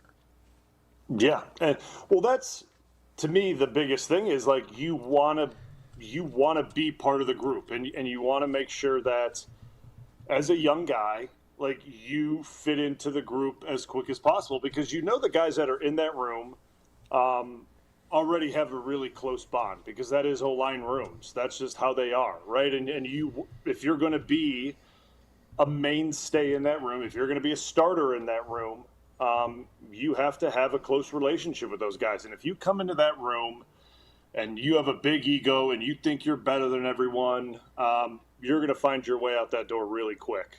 And they're gonna make sure you're out of there really quick. They're not going to take that. Like, that, you got to check your ego at the door. You have to be willing to accept you're the low man on the totem pole, no matter what round you got picked. And I got picked in the first round. I went in there I behaved like I was a free agent, and that's how my mindset was. Yeah, I understood what round I got drafted in, but I shut my mouth. I listened. I did what I was asked. Did I like doing what I was asked all the time? No, I did not enjoy it. But when I was asked to do something, I did it. Like, and that was just the way I looked at it. Because I didn't want guys to respect me because I did them what they asked me to do. I wanted guys to respect me based on my play and what I did on the field and how I worked. That's what I wanted. So, like, that was the way I went about my work on the field and how I practiced and how I played.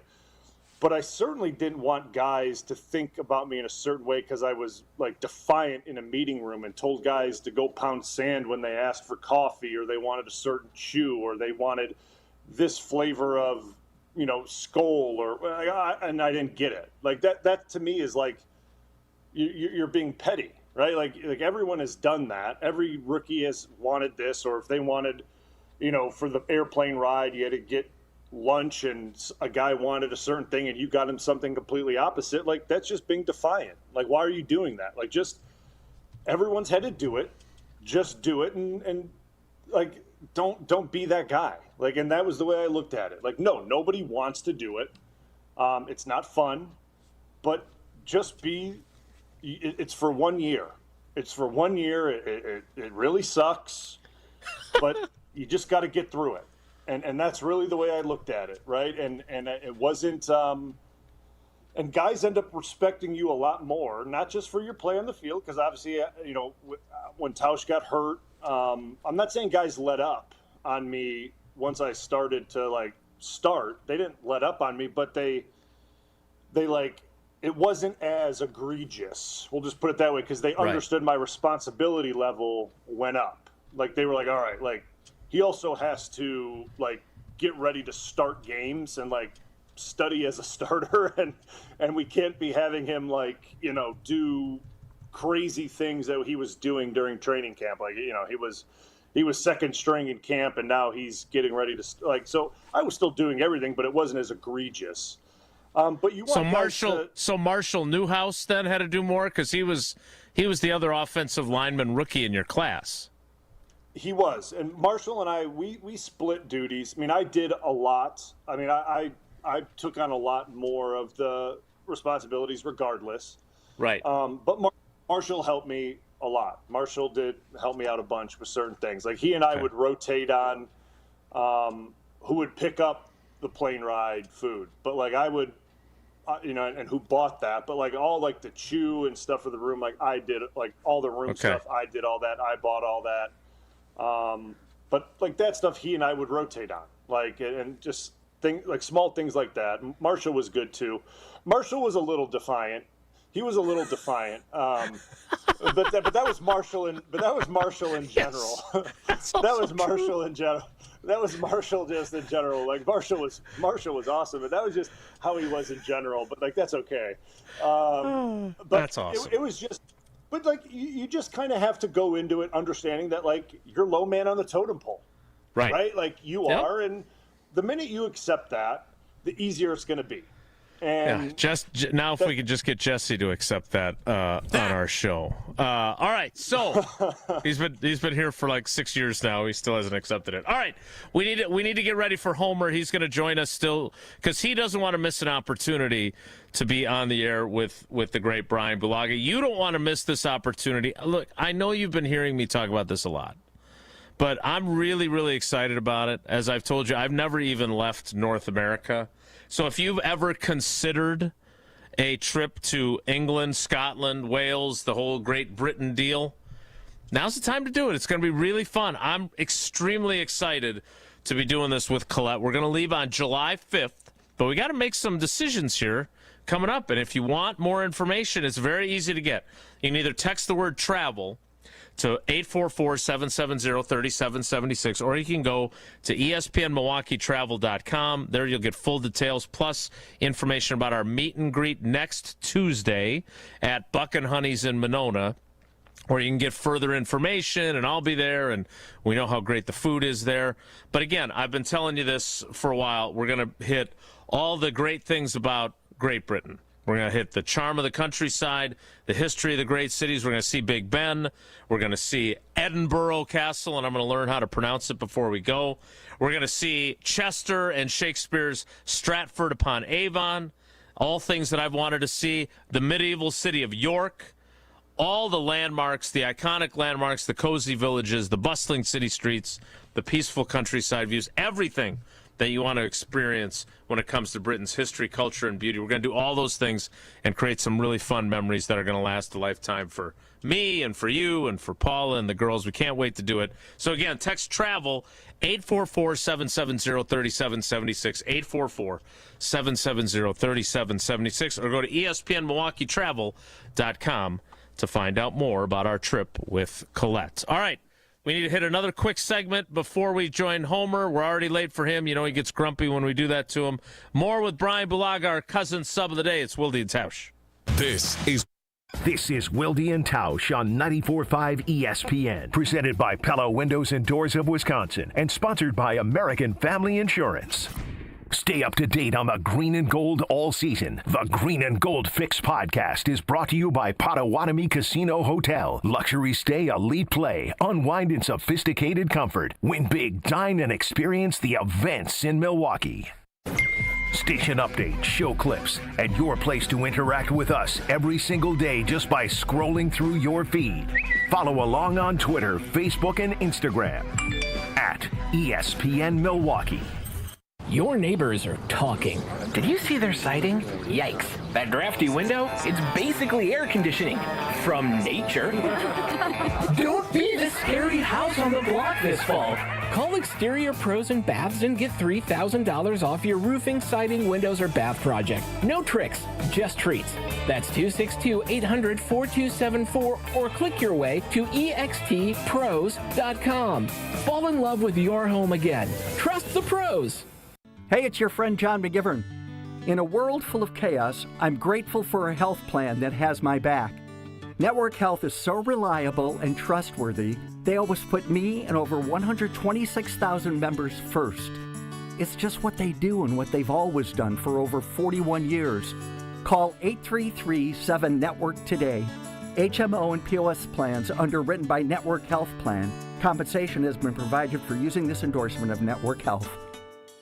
It's time for the Milwaukee Basketball Report on 94.5 ESPN. Brought to you by National Liquor Mart, located at 16th and National in Milwaukee. National Liquor Mart is packed with deals for all your beverage needs, where your satisfaction is their plan of action. Open 9 a.m. to 9 p.m. daily. The Bucks improved to 3-1 on the season after a 121-111 win over the New York Knicks. Giannis led the way with 37 points, while Ryan Rollins also chipped in a new career high, 25 points. Here's Giannis on Rollins' big night after the game. He plays hard.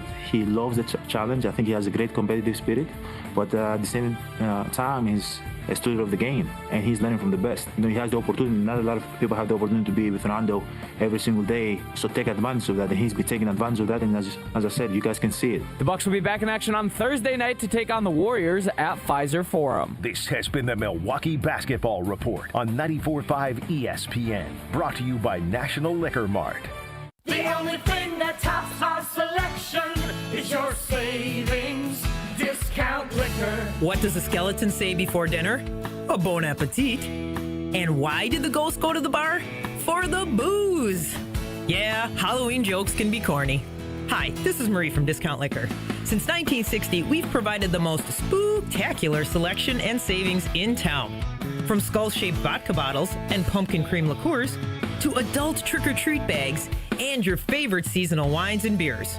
We've got the spirits to get you in the spirit. Combine our selection with everyday low prices and 2 convenient locations, and Discount Liquor is the one trick-or-treat stop you can't skip. Discount Liquor, locally owned and family operated with 2 locations, in Milwaukee on 51st in Oklahoma, and in downtown Waukesha on Barstow and Maine. See all of our specials at discountliquorinc.com. Discount Liquor.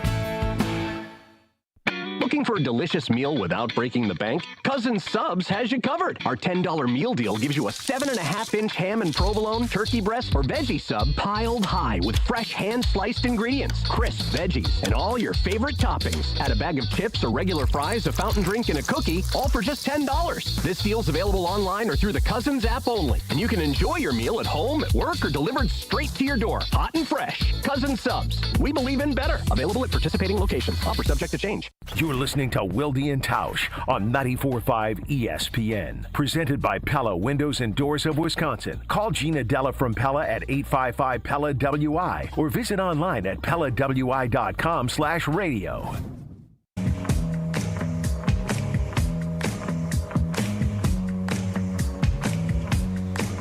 We have some breaking news from the National Football League. Bryan Bulaga, who will turn 37 in March. Is that right? Yep. I'm not saying that you could have played longer, but there's a dude that just signed with the Denver Broncos that you played with that's older than you by like 4 years. Mercedes Lewis continuing his NFL career, signing with the Broncos practice squad as a precursor to him joining the roster. You played with him in 18 and 19, right? That would have been when you were with him? Mike's yes, last year, LaFleur's first year. Briefly, so we can get to Homer, your recollections about playing with him, because my favorite Mercedes Lewis story is that LaFleur referenced him and liked him so much that the assistant coaches, as a joke gift, got him a Mercedes Lewis jersey because he talked about him so much. Yeah, phenomenal guy, great leader, great football player too. Like, felt like he was. I mean, obviously, every tight end wants to be like a pass catcher and score touchdowns and things like that, but he was so selfless. He loved being next to the lineman. He felt like he was one of the linemen. He blocked. He was super prideful in that. Like, he wanted to be like one of the guys in the trenches. Like, he took a lot of pride in that job. Like, he was very good at it too. He was super physical, got very nasty in the trenches. Like, that was his gig, man. He was very good at it, and I loved like combo blocking with that guy, because you knew he was moving people off the ball for you. You could count on him every time you were combo blocking with Mercedes. Like, he was that type of guy. So, like, phenomenal football player and great leader, great guy. I got nothing but positive things to say about Mercedes Lewis. Like, just phenomenal dude. Well, and I know my buddy Wes Hodkowitz is a huge fan of him, and now the Packers and Wes will get to see him because they do have the Broncos on the schedule later in the year. All right, we've got Homer on our schedule, but we can't go to him until I tell you about Lakeland Supply. Vince and his team have been awesome. It's been great to be partners with them. I'm going to take a tour of their facility once I get through the Packers season. But they do phenomenal work, and they believe in their core values, which is really important. Those core values: integrity, excellence, stewardship, partnership, and faith. And they've been showing those in the industrial supply space for over 40 years. They're ISO certified. They're a Future 50 winner. They're top rated in customer satisfaction, and they believe in giving back to the community. Lakeland isn't one of those catalog companies either. They work to be your packaging and supply expert, building plans around what you want. Lakeland Supply is in business to make your business better, so set up a free packaging and supply chain assessment at lakelandsupply.com. I have a interloper here in the radio studio. Apparently, Sully really enjoyed his appearance on the show yesterday, so he's back for more. He usually doesn't come down here, so there he is right there. We need to get to Homer, who is also cute and cuddly. He's next. It's Wilde and Tausch. Wilde and Tausch continues next on 94.5 ESPN, presented by Pella Windows and Doors of Wisconsin, and sponsored by American Family Insurance. The UW Credit Union member Mark Tauscher here. People ask me, old T, why did you join UW Credit Union? Well, is it to keep your banking local? Is it the member first service? Great perks like early payday? Absolutely. But honestly, between us, I mean, it's Bucky. I can't say no to that face. If you love Wisconsin like I do, you just can't pay with anything else. Fandom makes us do crazy things, but this just makes sense. Become a UW Credit Union member and get your Bucky card like me. Federally insured by NCUA. Terms and conditions apply. Tito's Handmade Vodka is America's favorite vodka for a reason.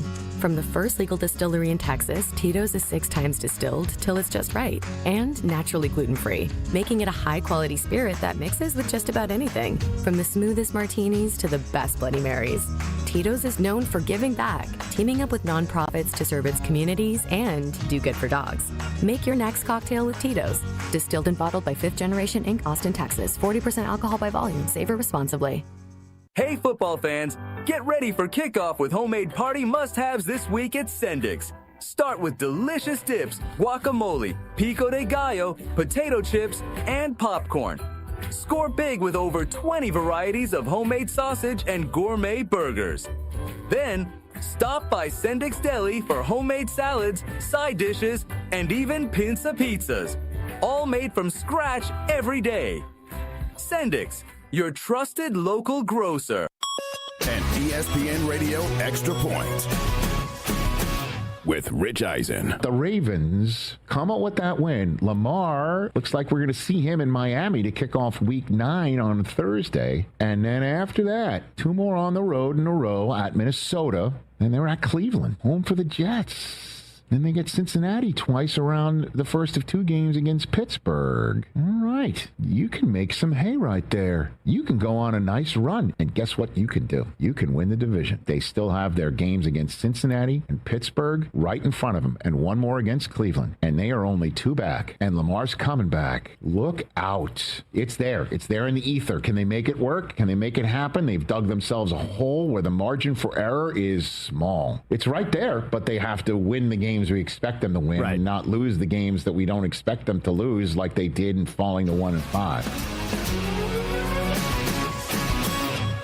Actual price will depend on product and subscription plan. Featured products are compounded drug products, which the FDA does not approve or verify for safety, effectiveness, or quality. Prescription products require an online consultation with a healthcare provider who will determine if appropriate. See website for details, restrictions, and important safety information. Want a boost in and out of the bedroom? Hims has you covered. Introducing a new 2-in-1 approach to level up your game. Tadalafil for better bedroom performance and zinc for testosterone support. Put it all together and you've got what you need to turn things all the way up. Getting started is simple. Just go to hims.com/joy to start your free online visit. Through Hims, you can access ED treatments including pills, chews, and more. 100% online. No office visits, no pharmacy lines. Just fill out a simple intake form and a licensed medical provider will determine if treatment's right for you. If prescribed, it ships free and discreetly to your door. Find affordable treatment options at up to 95% less than brand names at hims.com/joy. That's hims.com/joy, HIMS.com/JOY. Experience, knowledge, results.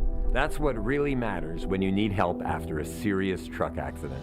You'll need a lawyer experienced in fighting and winning for people just like you. Gruber Law Offices has the resources, strong track record of success, and a team of experienced lawyers to take care of your needs. We've successfully helped people injured in big truck accidents for more than 35 years. Gruber Law Offices. One call, that's all. This is Wilde and Tausch on 94.5 ESPN, sponsored by American Family Insurance. Insure carefully, dream fearlessly. Get a quote and find an agent at amfam.com.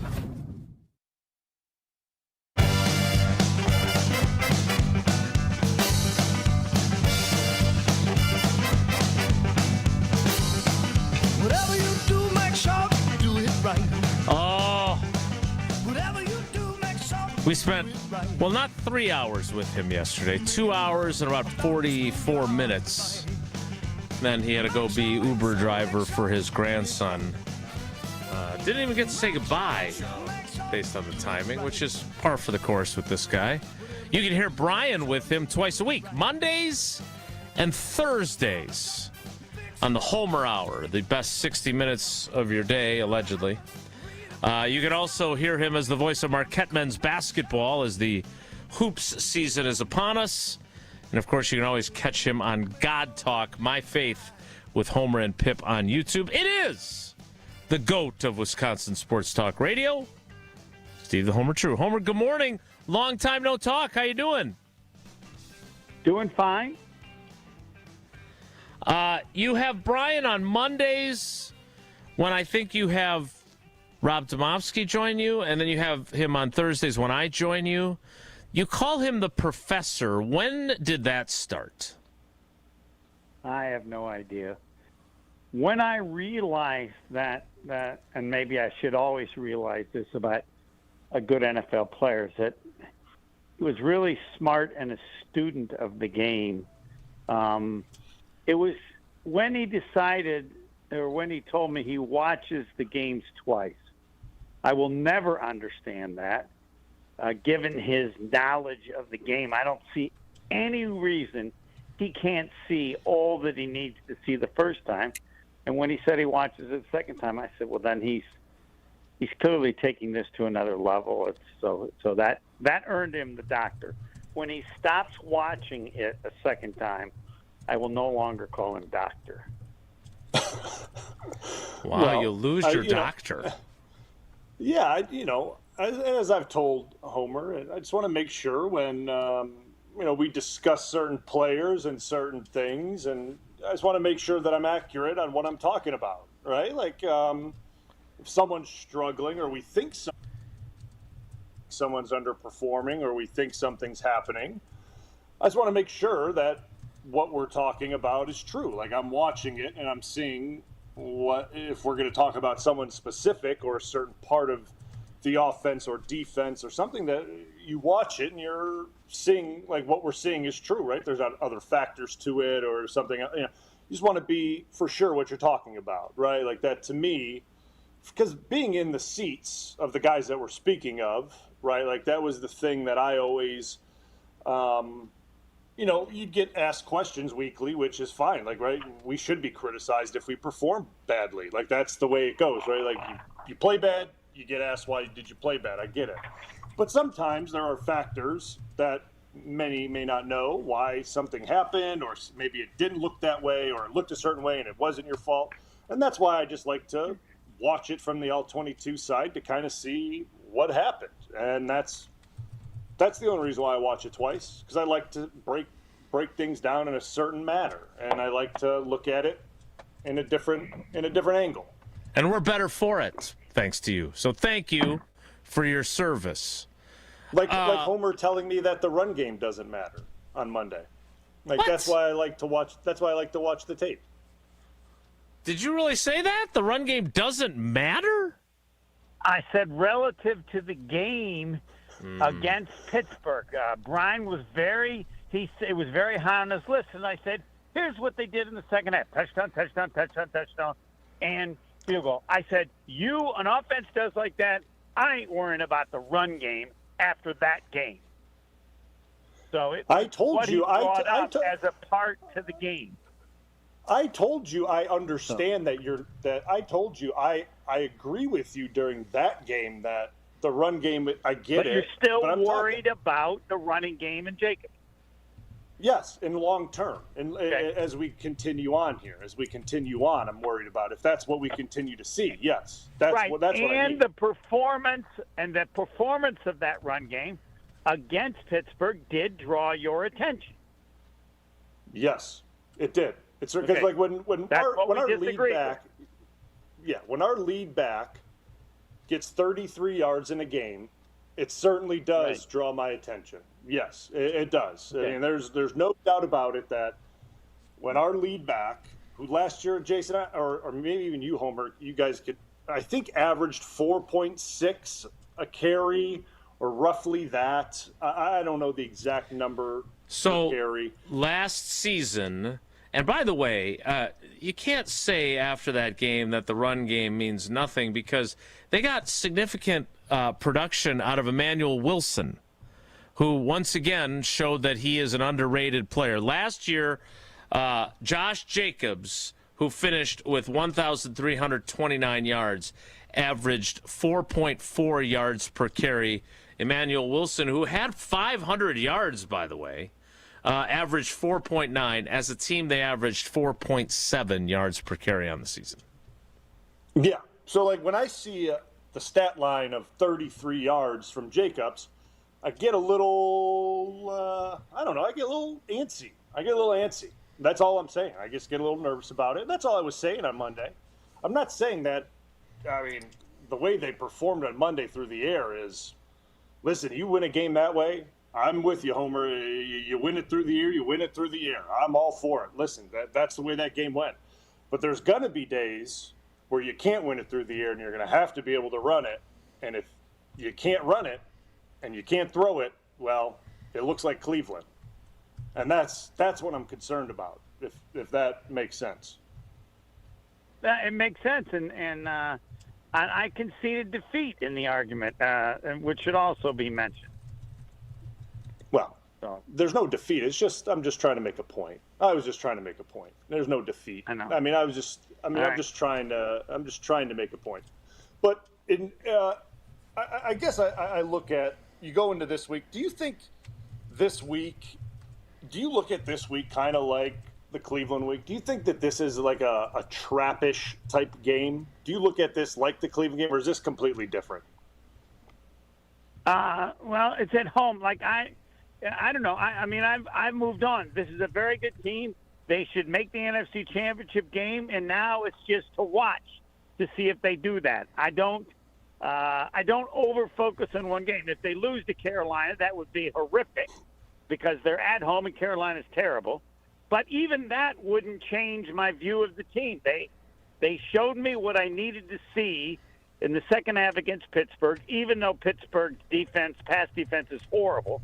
So they did. But they showed the defense they can be and show with Parsons. And they showed the offense. They now have a star in Tucker Kraft. We know that. So this team is good. Let's go. Let's roll it out. I want to give Goody and LaFleur a one-year extension right now so that if it doesn't go as well as I expect, it doesn't matter. I want them to roll it out and do it again next year. Let's go. That's where I am. A loss to Carolina would surprise me, but not change my opinion of this team at all. Yeah, did I hear this correctly that you already have the Packers at 6-1-1? Yes. Oh, yeah. The Homer standard, this one's over. Yeah. They've already won the game. That's correct. And you say, why do you do these things? I do these things so that people understand how horrific and terrible it would be if they lost. They need to understand the degree of confidence, and Ryan can talk about this when they played certain teams when his team was good. You understand and respect everybody in the NFL. But at home, there's no way that you should lose this game in addition to the effect you would hope Pittsburgh would have. There, as another person said, they're an ascending team. So, yes, this would be losing to the Titanic after it's already on the bottom of the ocean. Can't happen. They're 4-4. They're not 0-8. That's correct. Excellent point. You would not join my club. You think I'm not giving the appropriate amount of respect to Carolina. That's understandable. I don't assume everybody's going to agree with me. You know what this game kind of reminds me of? My view of the Packers at home. Is Andy Dalton starting for them again this week? Possibly, yes. You know what this reminds me of, and I don't. And this is, I mean, it was even. I think they were even better when we played them. I believe the year was 2014. Jason, you may have to check me on the year. And they had Cam Newton at quarterback, and Carolina came to Green Bay, and I think they were better. And we ran Carolina out of the building by the start or the middle of the third quarter. It was 2014. 38-17 was the final, but I believe they got some garbage time scores late. Yeah. To and like the cosmetics. And they were better, and they had Cam Newton and Luke Kuechly and Thomas Davis and that whole team. And like that to me is where I kind of agree with Homer on this. Like this is the way this Packers team should be now behaving, playing teams like this at home. Right? Like they should be going into these games. Yes, you respect every opponent. Yes, they have good players, but like you go play these types of teams at home, the expectation is we're going to run them out of here. Like we have to run them out of here. Because we saw like Cincinnati, if you allow teams to hang around too long, it becomes you don't like the result at the end. But then we're talking about it on Monday, and then Homer's talking about it on the post game.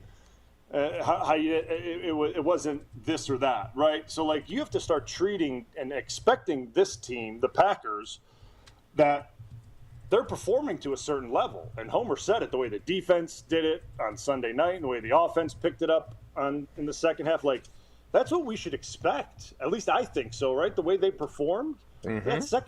That second half performance was, I mean, I think we can expect that, right? That should be the way. Like that should be what the Green Bay Packers look like, right? I mean, at least I think so. And you've got LaFleur still talking about how sloppy they were, which feels a lot different than when he was talking about how sloppy they were late in the season. Because that was, I'm really pissed because we are sloppy. This feels more like, hey, we played really well, but I want to keep getting after these guys, so I'm going to say it was sloppier than it was. Or did you see it as sloppy when you watched the film twice, Doctor? Well, I think the first half was sloppy. Yeah. I think the first half was sloppy. Right? I mean, they didn't do much offensively in the first half besides a drive, right? And I think defensively, well, they weren't bad defensively. I think Aaron and the Pittsburgh offense, I think they played fairly decent in the first half against Green Bay's defense, to be honest with you. I mean, you look at it. So if he wants to say sloppy, he's probably referring to the first half of that game. Mm-hmm. And then you look at the second half, and it's a completely different team in the way they played. So, like, yeah, I mean, if he's going to say sloppy, he's going to refer to the first half of the game, and that's what they're going to look at. They're going to look at the first half and criticize the team in film based on that, right? Like, and that's good, right? You have a good win, a great win, but then you have something to criticize and correct the team on that's positive and constructive, and you can carry that momentum. So I think that's good, at least in my opinion. So I want to ask Homer, too, and Jason, you kind of talked to me about it with Golden and kind of, what's going on with that, right? Like and Homer's probably not going to be up on this, too, like I'm not. I don't really pay attention to this as much either with the deactivation of the Instagram stuff. Like I don't really care much about that, as I doubt Homer does either. But in your opinion, Homer, like you and I both agree, we talked about it Monday, and Jason agrees that like Tucker Kraft should probably and is like the guy this thing runs through, right? Like we can agree on that, right? Yeah, well, I defer to you because you've been in the middle of it when a coach says one thing, but you know the reality of the other thing. Like I think he is the guy. The number of times they've targets the last couple games tells me that even when he said, well, we do this in order, They aren't. He's had an incredibly high number of targets the last 2 games. I did want to mention about what LaFleur said, because I don't think I can coach an NFL team, but I think I can give good speeches. All right, here's what I say when we get on Monday. All right, the team is down there, and I go, I don't get this. Like, you guys were incredible the second half, 28-3. You kicked their butt. Would someone please stand up here and explain to me how you could be so bad the first half? How does that happen? I don't get it, and I guess it's on me, but feel free to stand up and explain how you can be so good in the first half and so terrible in the so good in the second half and so terrible in the first half. Now, Bryan Bulaga, do you think a coach would ever do that? Because I think it's brilliant. And would anybody stand up, and what's the answer of players? Because that's a legitimate question that he has. Like, I guess you guys are capable of losing to an 8th grade team for a half and then play like you're the Super Bowl champs in the second half in the same game. How does that happen? Well, Doctor, would any coach ever do that? I don't think no, I don't think they would. I don't think they would do that. I mean, at least I'd never heard that. I mean, they would probably stand up and they would probably say, like, we were really bad in the first half. Probably wouldn't ask people's opinion on why they were, but I mean, I think the overall, the feeling would be like it was an emotional game for both sides, obviously, and Pittsburgh was going to come out at home, and you were going to get their best shot for the first 30 minutes of that game. Like, you were going to get everything that they could give for the first 30, and if they were able to, like, get an overwhelming lead, like that's by like a touchdown or 2, you could potentially be in trouble, right? Like, that could be the way it goes, and they can ride that momentum. Well, Green Bay didn't allow that, right? They kept that thing super tight and super close, didn't allow too many momentum shifts in it, and Green Bay did what they did, and they just overtook it in the second half. Like, that's the kind of way I look at games like that. No, they didn't play well, but you have to imagine when you go into that type of environment with Aaron and everything surrounding the game, you're going to catch the team's best shot, the home team's best shot for the first 30 minutes of the game. And that's why it's going to be like that to start. Not saying it gives an excuse for your team to not perform up to a certain standard, but that's going to be the way it's going to go on the road. And you just have to kind of accept the ebb and flow of that game to start, right? Like, to me, that's the way I would look at that. But I guess what I wanted to get to is, like, do you think that Golden, and this is me, because I think very highly of I think the kid's going to be really good, and I'm not going to sit here and say you got to force feed him, because I think that's not the right way to go about it. But I with the thing with the Instagram, again, like, I don't follow it much, but clearly he's not thrilled. He's not like the most excited kid in the world right now, and I understand that. And he's not getting targeted a bunch. The other rookie gets his first touchdown. He still hasn't found pay dirt yet. Like, I understand there's maybe some frustrations. If you're LaFleur, like, how do you kind of balance that out in the locker room right now? Or not in the locker room, really, with him, a young guy? You don't want him to get down.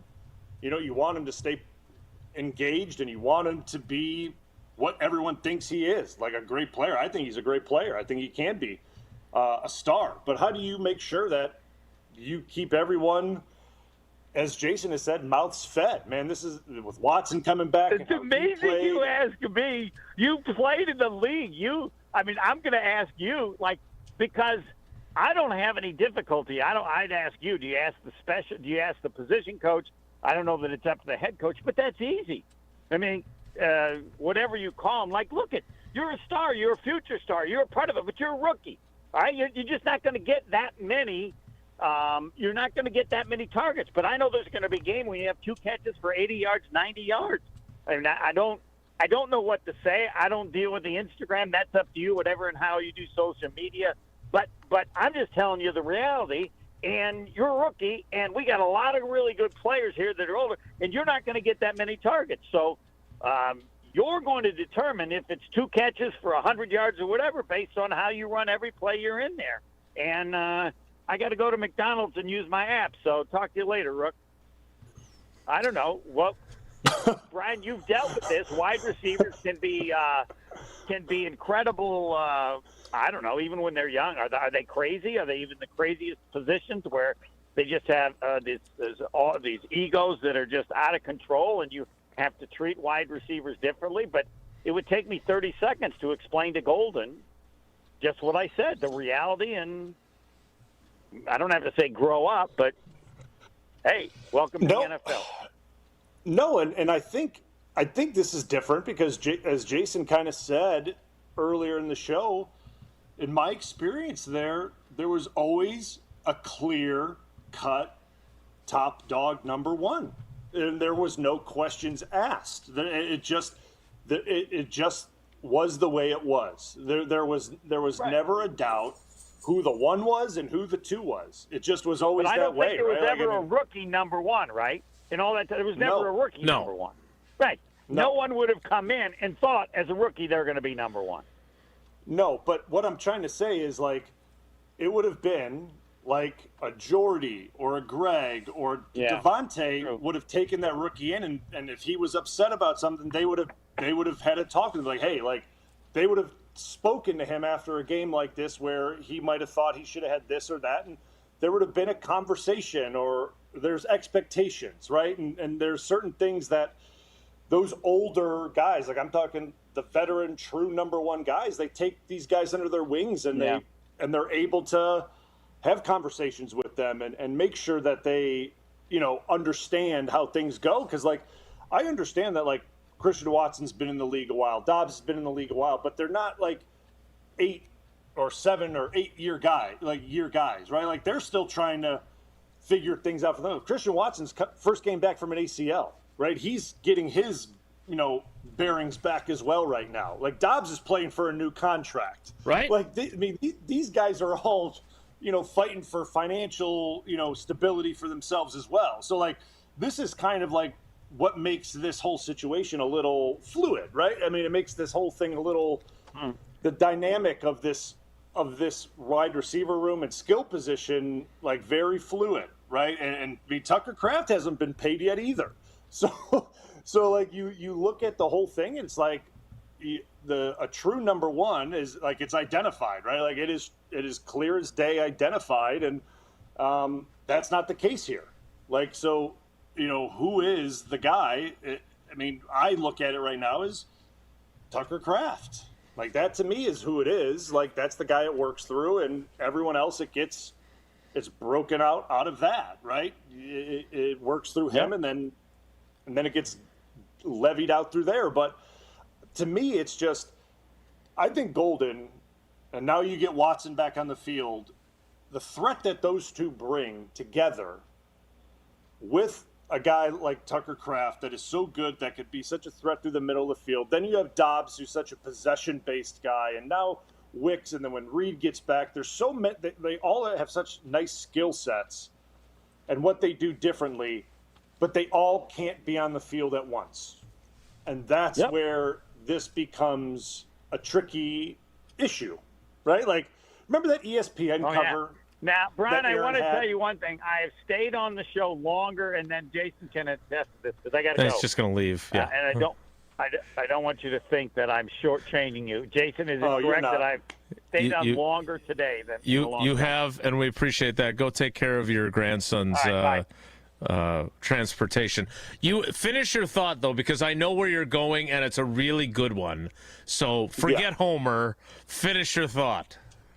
Yeah, I was going to say, if everyone remembers that ESPN cover that Aaron had with all the wide receivers on it and the tight ends, what year was that, Jason? Was that back in? It was Sports Illustrated, because I think didn't he do one for ESPN with you guys on it to, like, make up for the fact that you guys got left out of the Sports Illustrated cover? I think so. 2011, I think, was the year. 2011 was definitely the wide receivers with J. Mike and Jordy and Driver and all those guys. Yes, correct. Yes. If everyone remembers that magazine, that had more talent on that magazine cover than one could imagine. We're talking young Randall Cobb, James Jones, Driver, Jennings, if I'm not mistaken, Jordy Nelson, Jermichael Finley. Like, I mean, it was stacked with talent.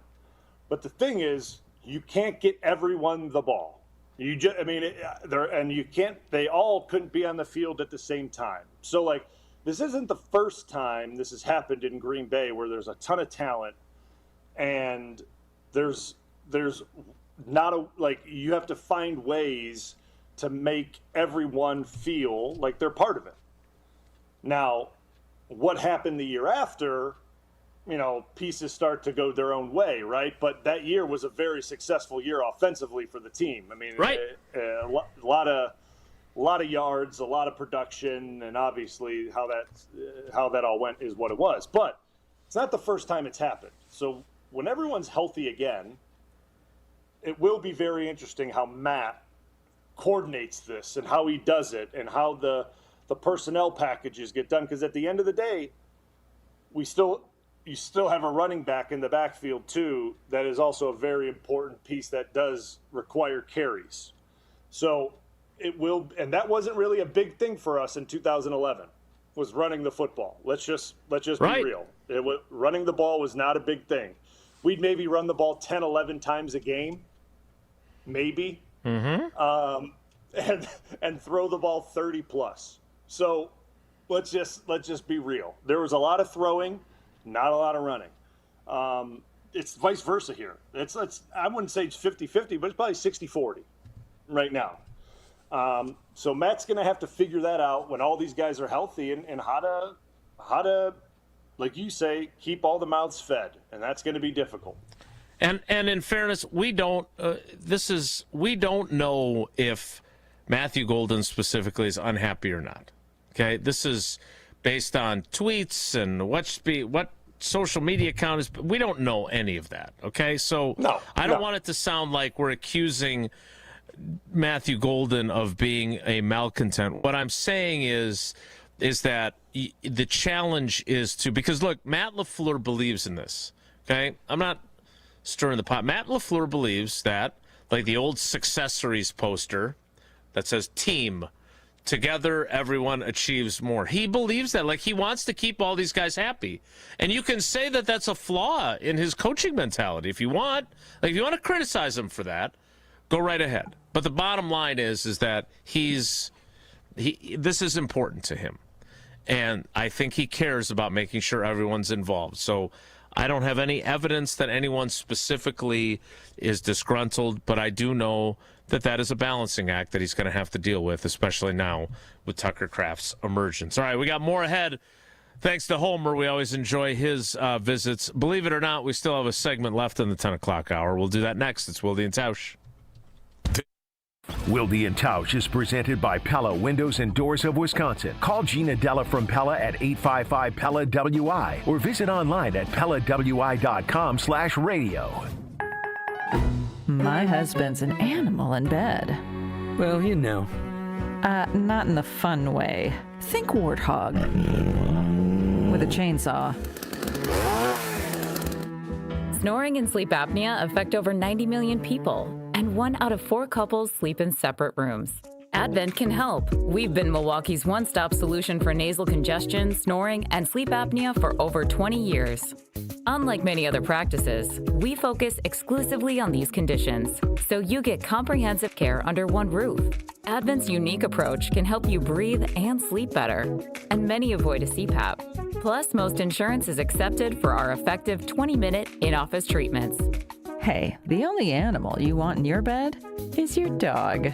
Advent. Sleep better. Sleep together. Learn how you can improve your life at adventknows.com.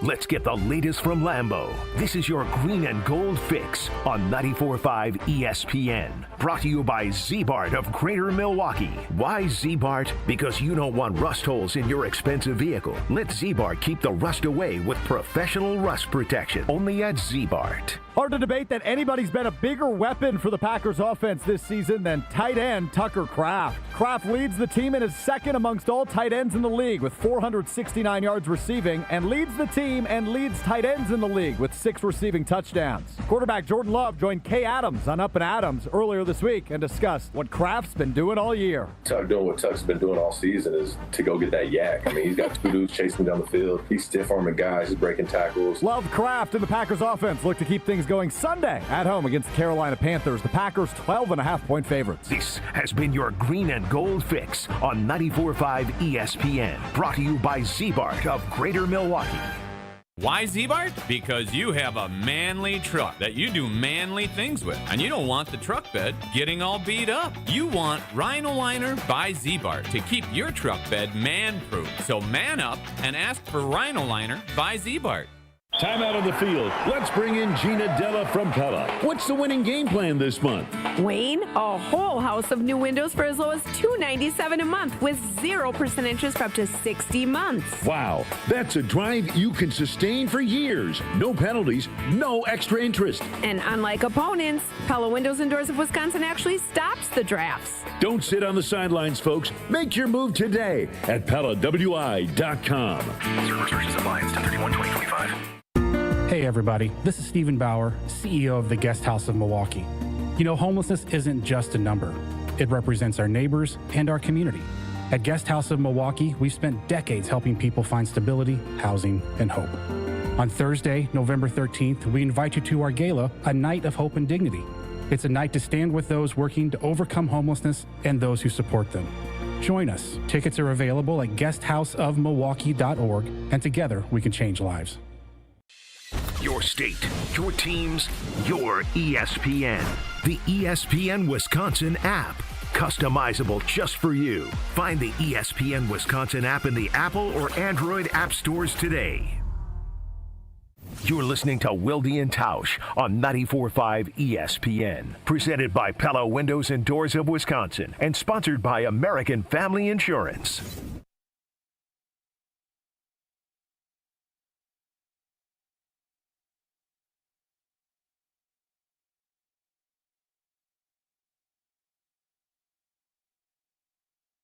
You're listening to Wilde and Tausch on 94.5 ESPN. Presented by Pella Windows and Doors of Wisconsin and sponsored by American Family Insurance.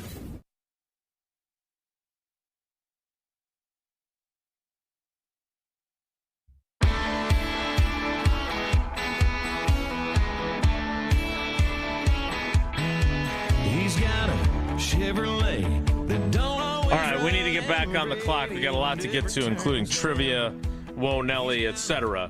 But I have located on eBay for the low bargain price of $9.99. You can own ESPN the magazine from September 17th, 2012, with Aaron Rodgers and his Corey Linsley style mustache, surrounded by TJ Lang, Jeff Saturday, Josh Sitton, the aforementioned Marshall Newhouse, Evan Dietrich Smith, and of course, Bryan Bulaga, Iowa. So get your bids in. And Derek, who was the guy they drafted after the year after? Derek Sherrod is also on there. It was one of the few times he was seen in his star-crossed Packers career. Ouch. But you guys look like badasses, I got to tell you. And it's not nearly as popular as that Sports Illustrated cover with all the skill position guys. Typical for poor offensive linemen. All right. We need to get to... In fairness, they didn't go 15-1. That's 2012 year. Also, that's a good point. But come on. We know how this works. Brian's been an offensive lineman for enough of his life to know how this works. And I've been with Associated Bank long enough to know that they are the best in the business. They've got all the awards to prove it for their customer service. Whether you're a Packers fan, a Badgers fan, or a Brewers fan, you can get checking that you're going to love with your favorite team on it. I just have the Associated Bank logo because that's the team I like. And, of course, they've also got early pay, they've got credit monitoring, and they've got fraud protection, so you know you are always in good hands. Go to AssociatedBank.com to find out more. The 11 o'clock hour of Wilde and Tausch starts in 2 minutes, so stick around. Don't go anywhere. Another hour of Wilde and Tausch, presented by Pella Windows and Doors of Wisconsin, is coming up next on ESPN Wisconsin and the ESPN Wisconsin app. It's Jason Wilde from Wilde and Tausch. Upgrade your industrial supply services with Lakeland Supply, your trusted ISO-certified partner for custom packaging, shipping supplies, janitorial, and safety supply solutions. With over 40 years of industry excellence, Lakeland Supply is a proven one-stop source with over 95% of their products made in the U.S., and they treat their customers like family. Personalized service with a national reach. That's what Lakeland Supply does. Visit LakelandSupply.com to discover how they can make your business better.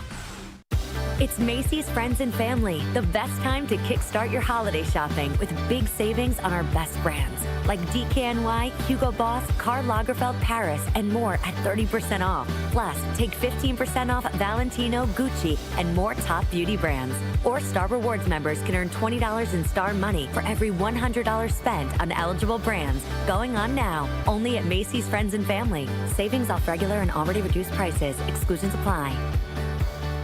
Finding great candidates to hire can be like, well, trying to find a needle in a haystack, but not with ZipRecruiter. Its powerful technology actively finds and invites qualified candidates to apply to your job. So while other companies might deliver a lot of hay, ZipRecruiter finds you the needle in the haystack. See why 4 out of 5 employers who post a job on ZipRecruiter get a quality candidate within the first day. Try ZipRecruiter for free at ZipRecruiter.com/free. That's ZipRecruiter.com/free.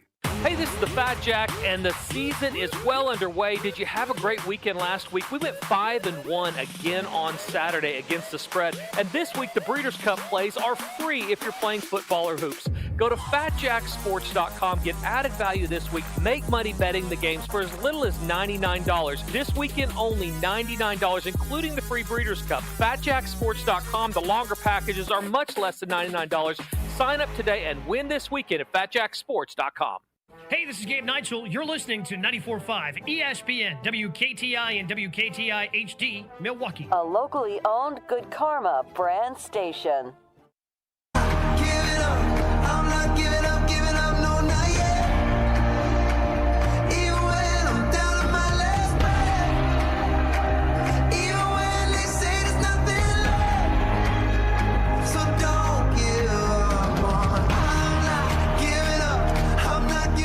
O'clock hour of Wilde and Tausch begins now as we play a little catch-up because we had Corey Linsley and we had Uncle Homer, and obviously we love it when Bryan is here. Bryan Bulaga is our cousin sub of the day.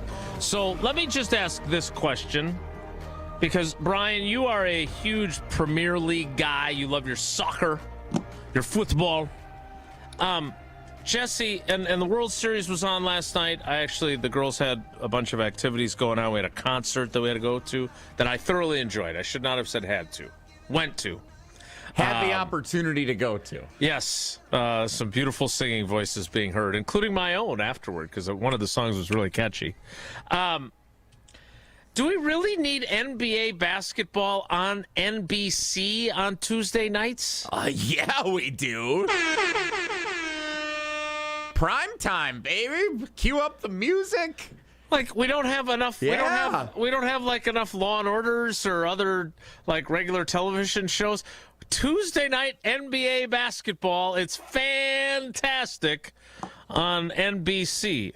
The best theme song in sports. The NBA on NBC. Round Ball Rock. Back in action there. It was weird. No one's saying it's not. I mean, I was so used to it being like on the weekends, right? Like when I was growing up, and the Bulls would be, it would be the weekends, and that's what I was used to. That theme song, and it'd be the weekends. Not a Tuesday night. It was the big games on the weekends. That that song, not the Tuesday night. Who was watching it on Tuesday night?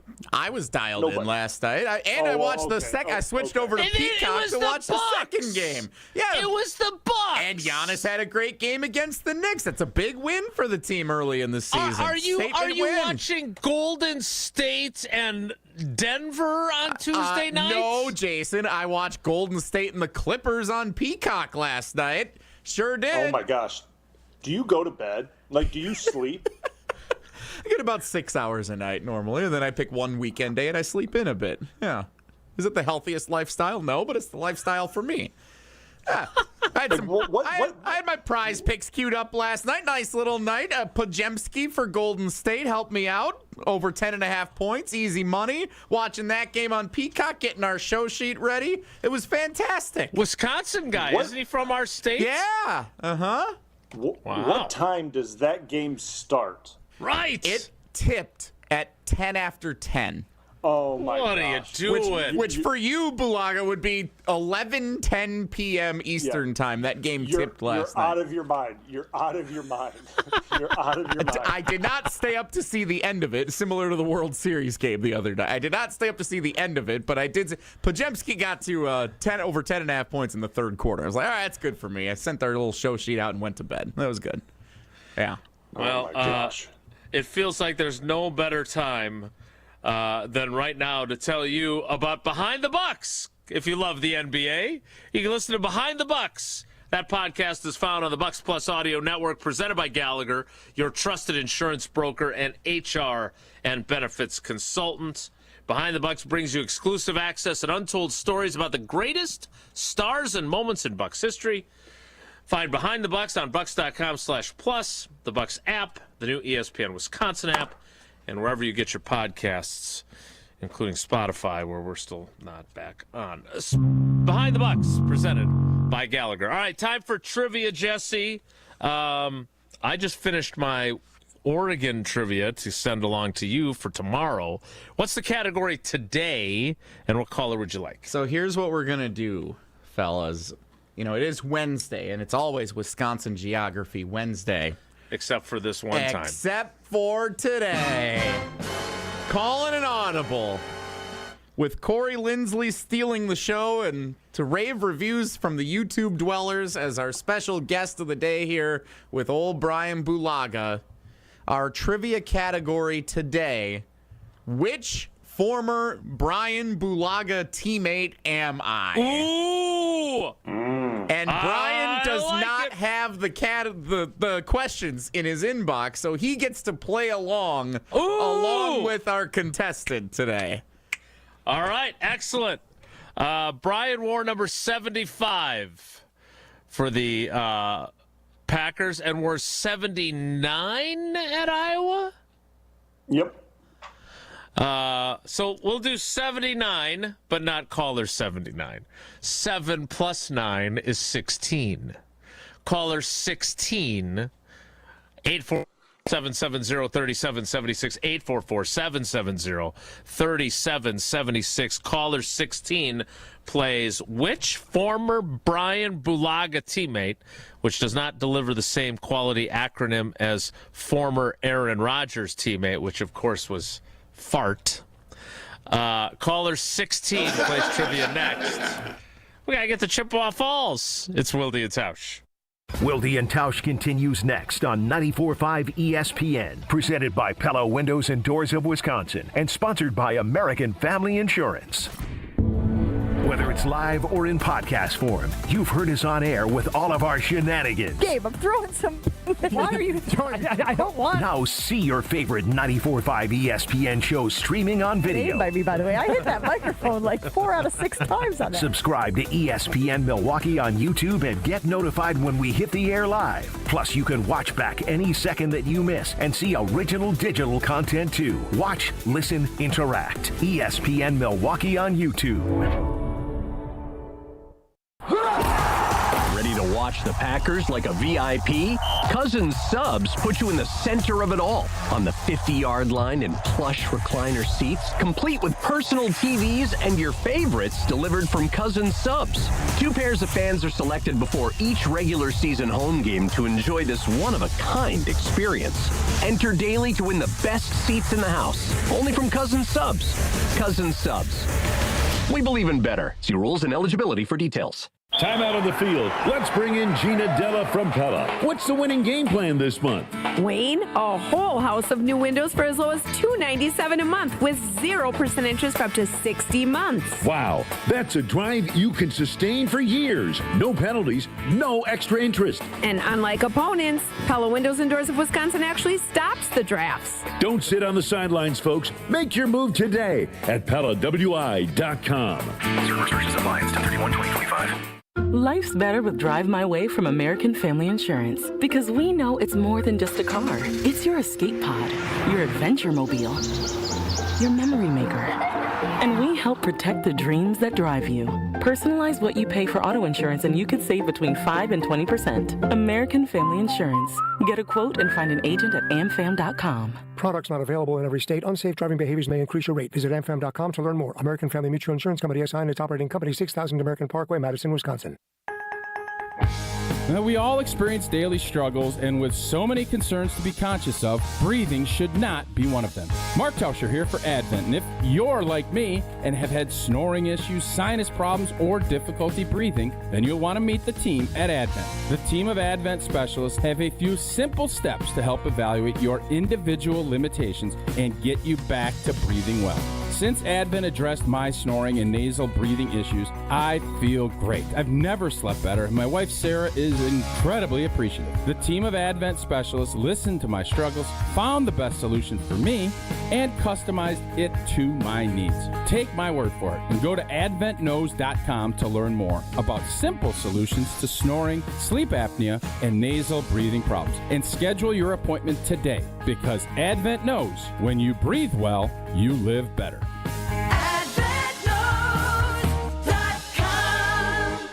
The delicious taste of victory deserves something equally superior. Cheer on your team with Michelob Ultra. At 2.6 carbs and 95 calories, it's a superior, smooth taste worth playing for. Grab a Michelob Ultra, superior light beer as you cheer your team on. Michelob Ultra, official beer sponsor of the Milwaukee Bucks. Enjoy a Michelob Ultra at Dugout 54 Milwaukee, Maxwell's in Cedarburg, Steny Lake Country, and Brat Stop in Kenosha. Please enjoy responsibly. What's up, Pro Chachos? Ready for an epic Stranger Things watch party? Grab a tasty slice of Stranger Things Surfer Boy pizza. It's the tubular frozen pizza that tastes like it came straight from Hawkins to your oven. Whoa, this pie? Totally righteous. With 4 bodacious flavors, you're sure to find one that totally rocks. Plus, you can collect the wicked limited edition sticker that comes in each box. Now that my taste buds are upside down, let's get this watch party started. Stranger Things Surfer Boy Pizza. Grab your gang and fuel up for one last adventure. This is Wilde and Tausch on 94.5 ESPN. Sponsored by American Family Insurance. Insure carefully, dream fearlessly. Get a quote and find an agent at amfam.com.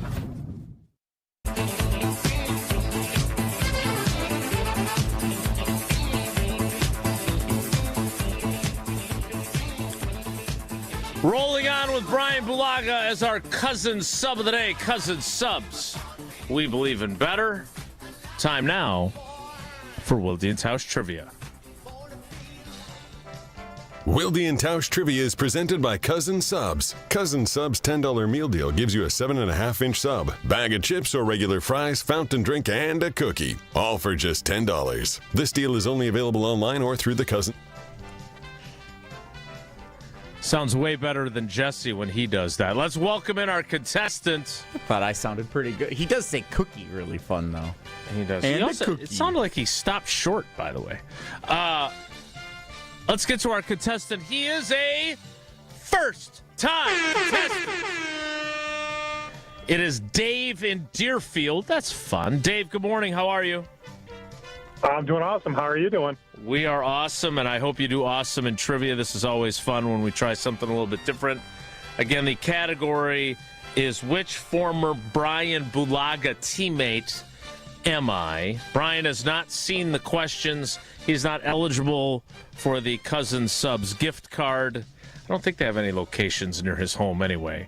But I think they have Moe's Tex-Mex, and the girls really love that place, so they're going to come down and visit you just so they can go to Moe's. Here is your first question in Cousin Subs trivia. Question 1. When I wasn't slamming beers at Bucks playoff games, I was number 1 on the Packers depth chart at left tackle on the opposite side of the offensive line as Bryan Bulaga, thanks to him tearing his ACL on Family Night 2013, for 6 seasons. Which former Bryan Bulaga teammate am I? Am I David Bakhtiari, Marshall Newhouse, or Jeff Saturday? Bakhtiari. Indeed, indeed. That is 1 for 1. Brian would have gotten that one, I feel confident. Now, this one's a little more interesting.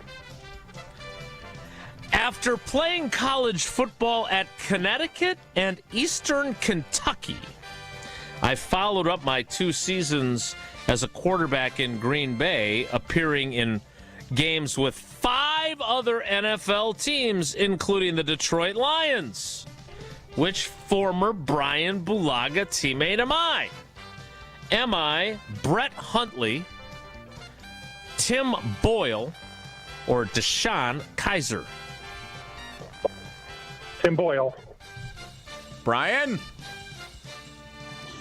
I'm going to say Boyle as well, yeah. Good work. 2 for 2. Now we're going to go far into the archives. Not far enough to go back to Marion Central Catholic, I don't think. No. That'd have been fun. Question number 3, Dave, is this. After quarterbacking Iowa to an Outback Bowl victory in 2008, I was drafted in the 5th round by the Kansas City Chiefs. Which former Bryan Bulaga teammate am I? Okay, so think back. All right, your options are... Sorry, I accidentally closed my window if you couldn't tell. Your options are Ricky Stanzi, C.J. Beathard, or Chuck Long. Ooh, Stanzi. Brian? It was Ricky Stanzi. Wow. So on a scale of 1 to 10 in terms of the difficulty here, Brian, for you, it would obviously be a 1. You know all these people. How hard do you think these were for a typical contestant? Because Dave got them all. I would think that the first 2 were easy for someone that follows the Packers. I think the Iowa one would make you... I mean, putting Chuck Long at the end, obviously everyone knows I didn't play with Chuck Long. Yeah, I put that in there. I called it audible. Yeah. Bad ad-lib. If you would have put Jake Christensen in there as the 3rd, that would have made people second-guess that one. That's who Jesse had in there. I wanted to do Chuck Long. He's the only Iowa quarterback I really remember. Dave, that would have made people guess. Whether you benefited from my ad-lib, which Jesse called a bad ad-lib, I thought it was a great ad-lib, but it also made it easier for you. Bad-lib, am I right? Bad-lib. Well, mad-lib. And now you're a mad-lib. You got all 3 right. That means you got 4 entries into Friday's drawing. Thanks for playing, buddy. We appreciate it. All right. Thanks a lot, guys. Take it easy. Well done, Brian. Well done, Jesse. I'm sorry for my bad lib. So, Christensen, did you play with him too? Yeah. Yep. So that would have made it much harder, is what you're saying. Yes. Yes. I don't remember him. I remember Ricky Stanzi. I don't either. I got to be honest, Jesse. The only reason I changed it because I thought that was a made-up name. No, he was a real guy there. No, I see that now. I learned that now. Yeah, I figured that out. There's a lot of Iowa quarterbacks that feel like they're there forever. Ricky Stanzi might take the cake. He and Beathard, I think, were there for like 18 years. That's true. But there's some other guys that when you look at some of the past names, it feels like they were there forever. And Vandenberg. If you would have put Vandenberg, I played with him. So hey, you weren't even there that long. No. You were like 17 when you got to the NFL. Well, maybe not 17, but close. All right, that is Wilde and Tausch Trivia, the Bryan Bulaga edition. We will play double Wisconsin or maybe some Oregon trivia, geography trivia tomorrow when Tausch allegedly will return to the fold. Before that, we have to wrap up today's show, and that begins with Whoa Nelly, which we will play next. It's Wilde and Tausch. Wilde and Tausch is presented by Pella Windows and Doors of Wisconsin. Call Gina Della from Pella at 855-PELLA-WI or visit online at PellaWI.com/radio. What's better than cheering for the Packers with an ice-cold beer in your hand? Cheering for the Packers with an ice-cold beer in your hand that you got for 10% off. And when you get Packers checking from Associated Bank, you get even more. Like 10% off food and 10% off drinks on game day. Like that ice-cold beer in your hand. Plus 15% off Pro Shop gear. Only with Packers checking. Associated Bank. Bank of the Packers. Learn more at associatedbank.com/Packers. Member FDIC. It's a bird bash at Potawatomi. Thursdays, you could win up to $50,000 cash in a bird bash game show. Just play with your rewards card this October for a chance to win. Wouldn't you like to rake in a huge pile of cash? Bird Bash, only at Potawatomi Casino Hotel, Milwaukee. More info at potawatomi.com/birdbash. Must be 21 years old to play. It's Jason Wilde from Wilde and Tausch. Upgrade your industrial supply services with Lakeland Supply, your trusted ISO-certified partner for custom packaging, shipping supplies, janitorial, and safety supply solutions. With over 40 years of industry excellence, Lakeland Supply is a proven one-stop source with over 95% of their products made in the U.S., and they treat their customers like family. Personalized service with a national reach. That's what Lakeland Supply does. Visit LakelandSupply.com to discover how they can make your business better. Looking to heat up a career in HVAC? Dick & Trough Heating and Cooling in Milwaukee is now hiring HVAC installers and service technicians. Family owned and operated, Dick & Trough offers competitive wages, a 401k match, health insurance benefits, and a winning, positive team culture that sets them apart. This is more than a job. It's a chance to grow with a company that truly values its people. Apply now to become their newest team member at dickandtrough.com. Dick & Trough Heating and Cooling. Come see the difference. Apply at dickandtrough.com. How much does it cost to talk to Gruber Law Offices after a serious crash? It's free. Yes, free. As in, it won't cost you anything to speak with us. Not sure if you have a case? Call our team at Gruber Law Offices today. Your first call and your first consultation are always free. And you'll never pay us a fee until we win your case. If you've been seriously injured, call Gruber Law Offices. One call, that's all. Hi, this is John Neal, CPA, best-selling author and founder of the Neal Group. Time flies when you're running your business. It's getting to be the end of the year. How are you doing? Are your books in order? Do you know what your tax liability is going to be? It's never too early to start planning, but it can be too late. How does the new tax law affect you? Should you be doing anything to take advantage of the changes? Many business owners ask us what is one thing they can do to make sure they are not leaving money on the table. No one wants to pay more taxes than they have to. We often hear, "I didn't know I could do that." Call us now to see what you can do before it's too late. The first meeting is free. Call 414-325-2040 now. You earned it. We help you keep it. That's 414-325-2040. Or visit us at nealgroup.net. That's NEAL group.net. The puck drops at the Kohl Center this month, Badger fans. Wisconsin men's hockey returns to the ice for the 2025-2026 season, geared with grit and hungry for glory. Coach Mike Hastings and the Badgers are building on last year's success, and the time to secure your spot is now. Single game, mini pack, and group tickets are moving fast. Don't wait. Visit uwbadgers.com or call 1-800-GO-BADGERS to lock in your seats today. You're listening to Wilde and Tausch on 94.5 ESPN. Presented by Pella Windows and Doors of Wisconsin and sponsored by American Family Insurance.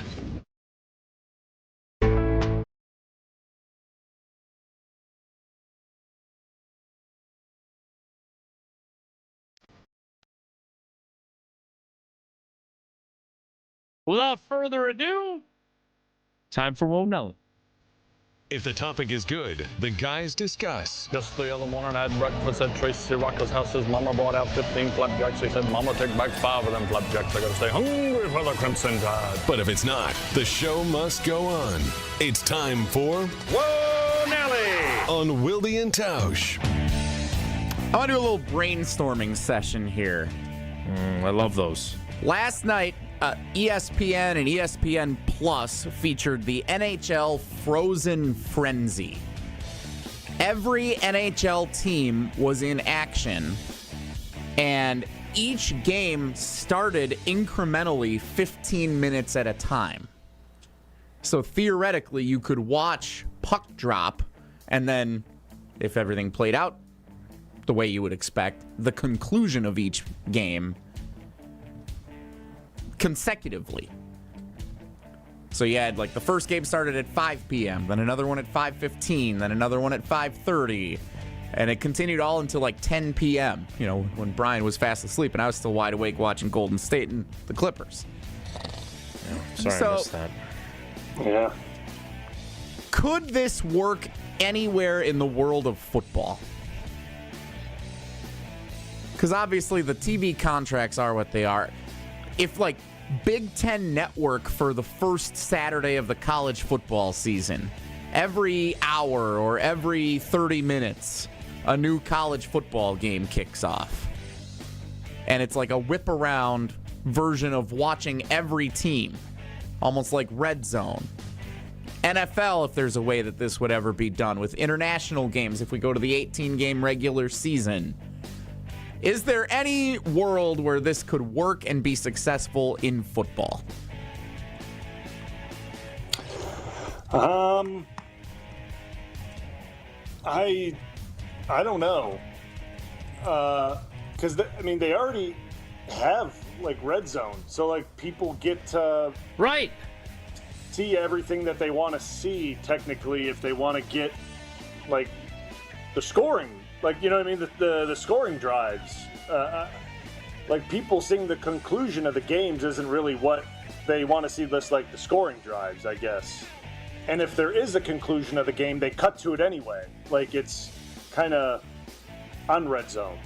So I don't know. I'm not sure if that pans out. What is the point of this? Every team's in action. It's a league-wide effort to showcase all of the teams. You get to see every team start and theoretically end its respective game. And it starts at 5 p.m. for the East Coast and goes all the way until Calgary and whoever late at night. I'm sorry, I'm distracted by the fact that you're all blurry. Yeah, that too. Whoa, Nelly! Some might argue that's an improvement. My good side, yeah. Yeah. I do think baseball should do this on opening day. Baseball's even harder to time up, No, though. you do first pitch for all 30 teams in Major League Baseball. Opening day started at 1 p.m. Central Time, and every 30 minutes you start a new game. And that way, if you're a diehard baseball fan, you get to see first pitch in the first inning of all 30 teams. So From 1 you had p.m. all until these 9 different p.m. at night. topics you could have done, and this is what you chose. This is a good idea. And now you're trying to Tausch it and extrapolate it out to other leagues.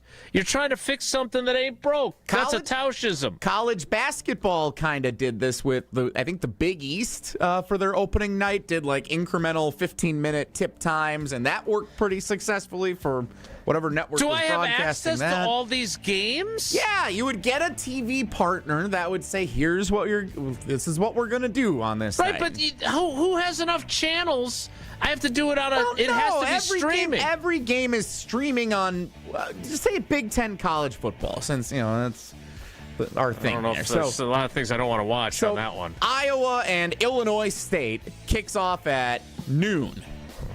And then you have Cardinals. that's on Big Ten Network on TV for 30 minutes, and then it goes over to at 12. So that channel flips? Yeah, and then you have This is dumb. you have whatever Big Ten Network. Nelly. No. Nelly. I'm out. At 12:30. All right, if you want to keep watching, it's on Big Ten Plus. Now we're going to go to Madison, where Wisconsin, Miami, Ohio is kicking off. You get to see the first drives of that game. All right, now if you want to watch that, see first drives of a game. Now we're going to go back to Evanston, and Northwestern's playing Eastern Michigan. For all those games that end up being one-sided on the... Whoa, Nelly! It's about 5 minutes I'm never going to get back. I'm right. All right, you got one more that doesn't suck? Hey, Bryan Bulaga of Brian Kelly, James Franklin, and Billy Napier all being fired, respectively, by LSU, Penn State, and Florida. What are your thoughts on the coaching carousel taking place in the landscape of college football? First of all, I think it's the best job to have as a college football coach. You get fired and you get paid $60-something million to go away. Like, it's the best job to have. But what do I think? I mean, I don't really know. I mean, it's going to create. I guess it's. I don't know what it does, because all it does is going to create more controversy. Like, you're going to see Lane Kiffin go to one of these schools. He hasn't won anything anywhere to begin with, but then he's going to go get paid $15 million to go to Florida. He's going to lose in 3 years and then get paid $50 million to leave there. Like, it's just the same cycle over and over and over and over again. So, like, because, like, listen, who's going to beat Ohio State, Oregon, Georgia? Like, it's the same thing. It really is. It's the same rinse and repeat. So it doesn't matter. Just college head coaches that signed huge deals have the best jobs in America. If you're bad, you get a buyout, and then you can go hang out at a Fox studio, get paid like $100,000, and the college pays you the rest of your giant salary until you find another job that you really want to take. It's the best deal. Matt LaFleur is at the podium. We will have some updates from what he has to say to wrap up the program. Jesse, this was not your best. College football bowls should do my plan. Yeah, now you're trying to go back to something that was. This is actually a good idea. If you had, because all the bowl games don't matter anymore. Everybody opts out of them, but they all exist. We don't need all the games standalone on television. Like, here's one at 2 o'clock on December 28th, and here's another one at 5:30 on December 29th. I like bowl games. So on a Saturday, you have each game on ABC, ESPN, ESPN2, some of them on ESPN Plus that aren't as good. And then on ESPNU, you do the whip around. And every 30 minutes a game starts, and then they can do red zone style, looking in and watch the kickoff of another one. And it's just Bowl-a-palooza, play them all on the same day. The non-playoff games. Stop trying to save your terrible idea that you stole from the NHL, which is a terrible idea for them. We'll wrap up the show next. It's Wilde and Tausch. This is Wilde and Tausch on 94.5 ESPN, presented by Pella Windows and Doors of Wisconsin, and sponsored by American Family Insurance. All the antics. Why the hell are we still doing encores? I go to the Killers, and they leave the stage. Oh, thank you. Good night. Oh, I can't believe they didn't play Mr. Brightside. All the action. The talent they have here is a joke. And to me, I don't know, it just feels like a money grab by Fickle because he didn't want to put the work in. I mean, is Wisconsin a real program? The best of both worlds lives right here. Jen, Gabe, and Chewy. Weekday mornings from 7 to 9 on 94.5 ESPN, the ESPN Wisconsin app, and ESPN Milwaukee on YouTube. Sundays are for football and carbless. Born in Wisconsin, carbless handcrafted premium cocktails are packed with flavor, not sugar. 0 carbs, 0 sugar, just 100 calories, and gluten-free. Whether you're tailgating in Green Bay or calling the plays from your couch, carbless is the cocktail that's always game day ready. Crisp, clean, and crafted to win. This season, drink like a champion. Drink carbless, a proud partner of the Green Bay Packers. The UW Credit Union member Mark Tauscher here. People ask me, old T, why did you join UW Credit Union? Well, is it to keep your banking local? Is it the member first service? Great perks like early payday? Absolutely. But honestly, between us, I mean, it's Bucky. I can't say no to that face. If you love Wisconsin like I do, you just can't pay with anything else. Fandom makes us do crazy things, but this just makes sense. Become a UW Credit Union member and get your Bucky card like me. Federally insured by NCUA. Terms and conditions apply.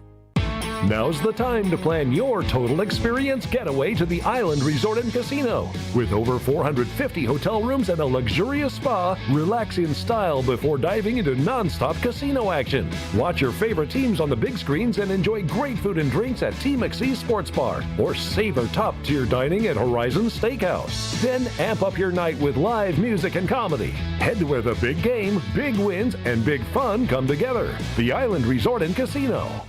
Change your grocery game plan to locally owned Century Foods, home of the best meat, freshest produce, and tastiest treats. Now through Wednesday, save on 24-pack Essential Everyday Spring Water, $3.99. 15 to 150 count selected varieties solo cups, plates, or bowls, $3.99. 13 to 22 ounce selected varieties Farm Rich appetizers, $5.49. 14 to 16 ounce selected varieties Daisy Dips, sour cream, or cottage cheese, 2 for $5. I am starving. Oh, no. Never walk into a Century when you're hungry. Unless it's free sample day. Ooh, wow, pizza, yes. I'd love to try that one. My husband thinks he can make a meal out of grocery store samples. Need to wash this down. I think I see someone handing out samples in the liquor department. Geez, can we focus on our list? What's this? It says you can win 2 tickets to Green Bay's home game against Chicago on December 7th. Or autographed footballs, or a 4-pack of Green Bay Hall of Fame tickets. You have to enter through Century's Facebook or Instagram. I'll be entering this on my phone in the deli next to that cheese sample station. Enter by November 12th. Catholic Memorial Football lives here. He's going to hand off to Devon Williams Jr., who's straight up the middle with a first down and more. This Friday, the Crusaders continue their postseason march to Madison with a home game against La Crosse Logan. Into the end zone. Crusaders football is brought to you by R&R Insurance, D&M Accounting and Consulting Services, Curative Care, Home Sealed Exteriors, and Tony Wendorf and Associates. Tune in Friday at 7 on 94.5 ESPN and streaming live video at ESPN Milwaukee on YouTube. Hey, it's Gabe Neitzel from Jen, Gabe, and Chewy. If you're looking to spruce up your holiday party this season, there's no place to look other than X-Golf inside American Family Field. It's a unique space unlike any other that's great for golfers and non-golfers alike, featuring great views of the ballpark while you get to play golf, plus a full menu, full bar, and catering options are available. They can host parties from 12 up to 200 people, so don't wait. Head over to the website, find out more information about a great holiday space at xgolfamfamfield.com. You're listening to Wilde and Tausch on 94.5 ESPN. Presented by Pella Windows and Doors of Wisconsin. Call Gina Della from Pella at 855-PELLA-WI or visit online at PellaWI.com/radio.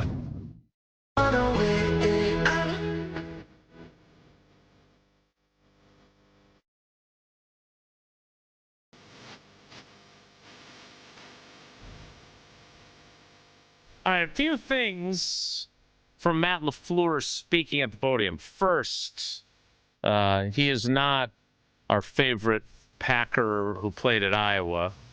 Nothing against him. We just have people higher up in the power rankings like Matt Bowen and Mike Daniels. Yeah, Mike Daniels was a good one. Yeah. Micah Hyde.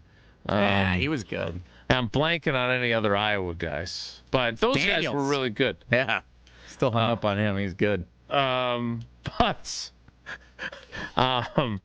Lucas Van Ness will not practice today per Matt LaFleur, so that foot injury, he's still saying he's day-to-day, but I would Is say this week 3 of that?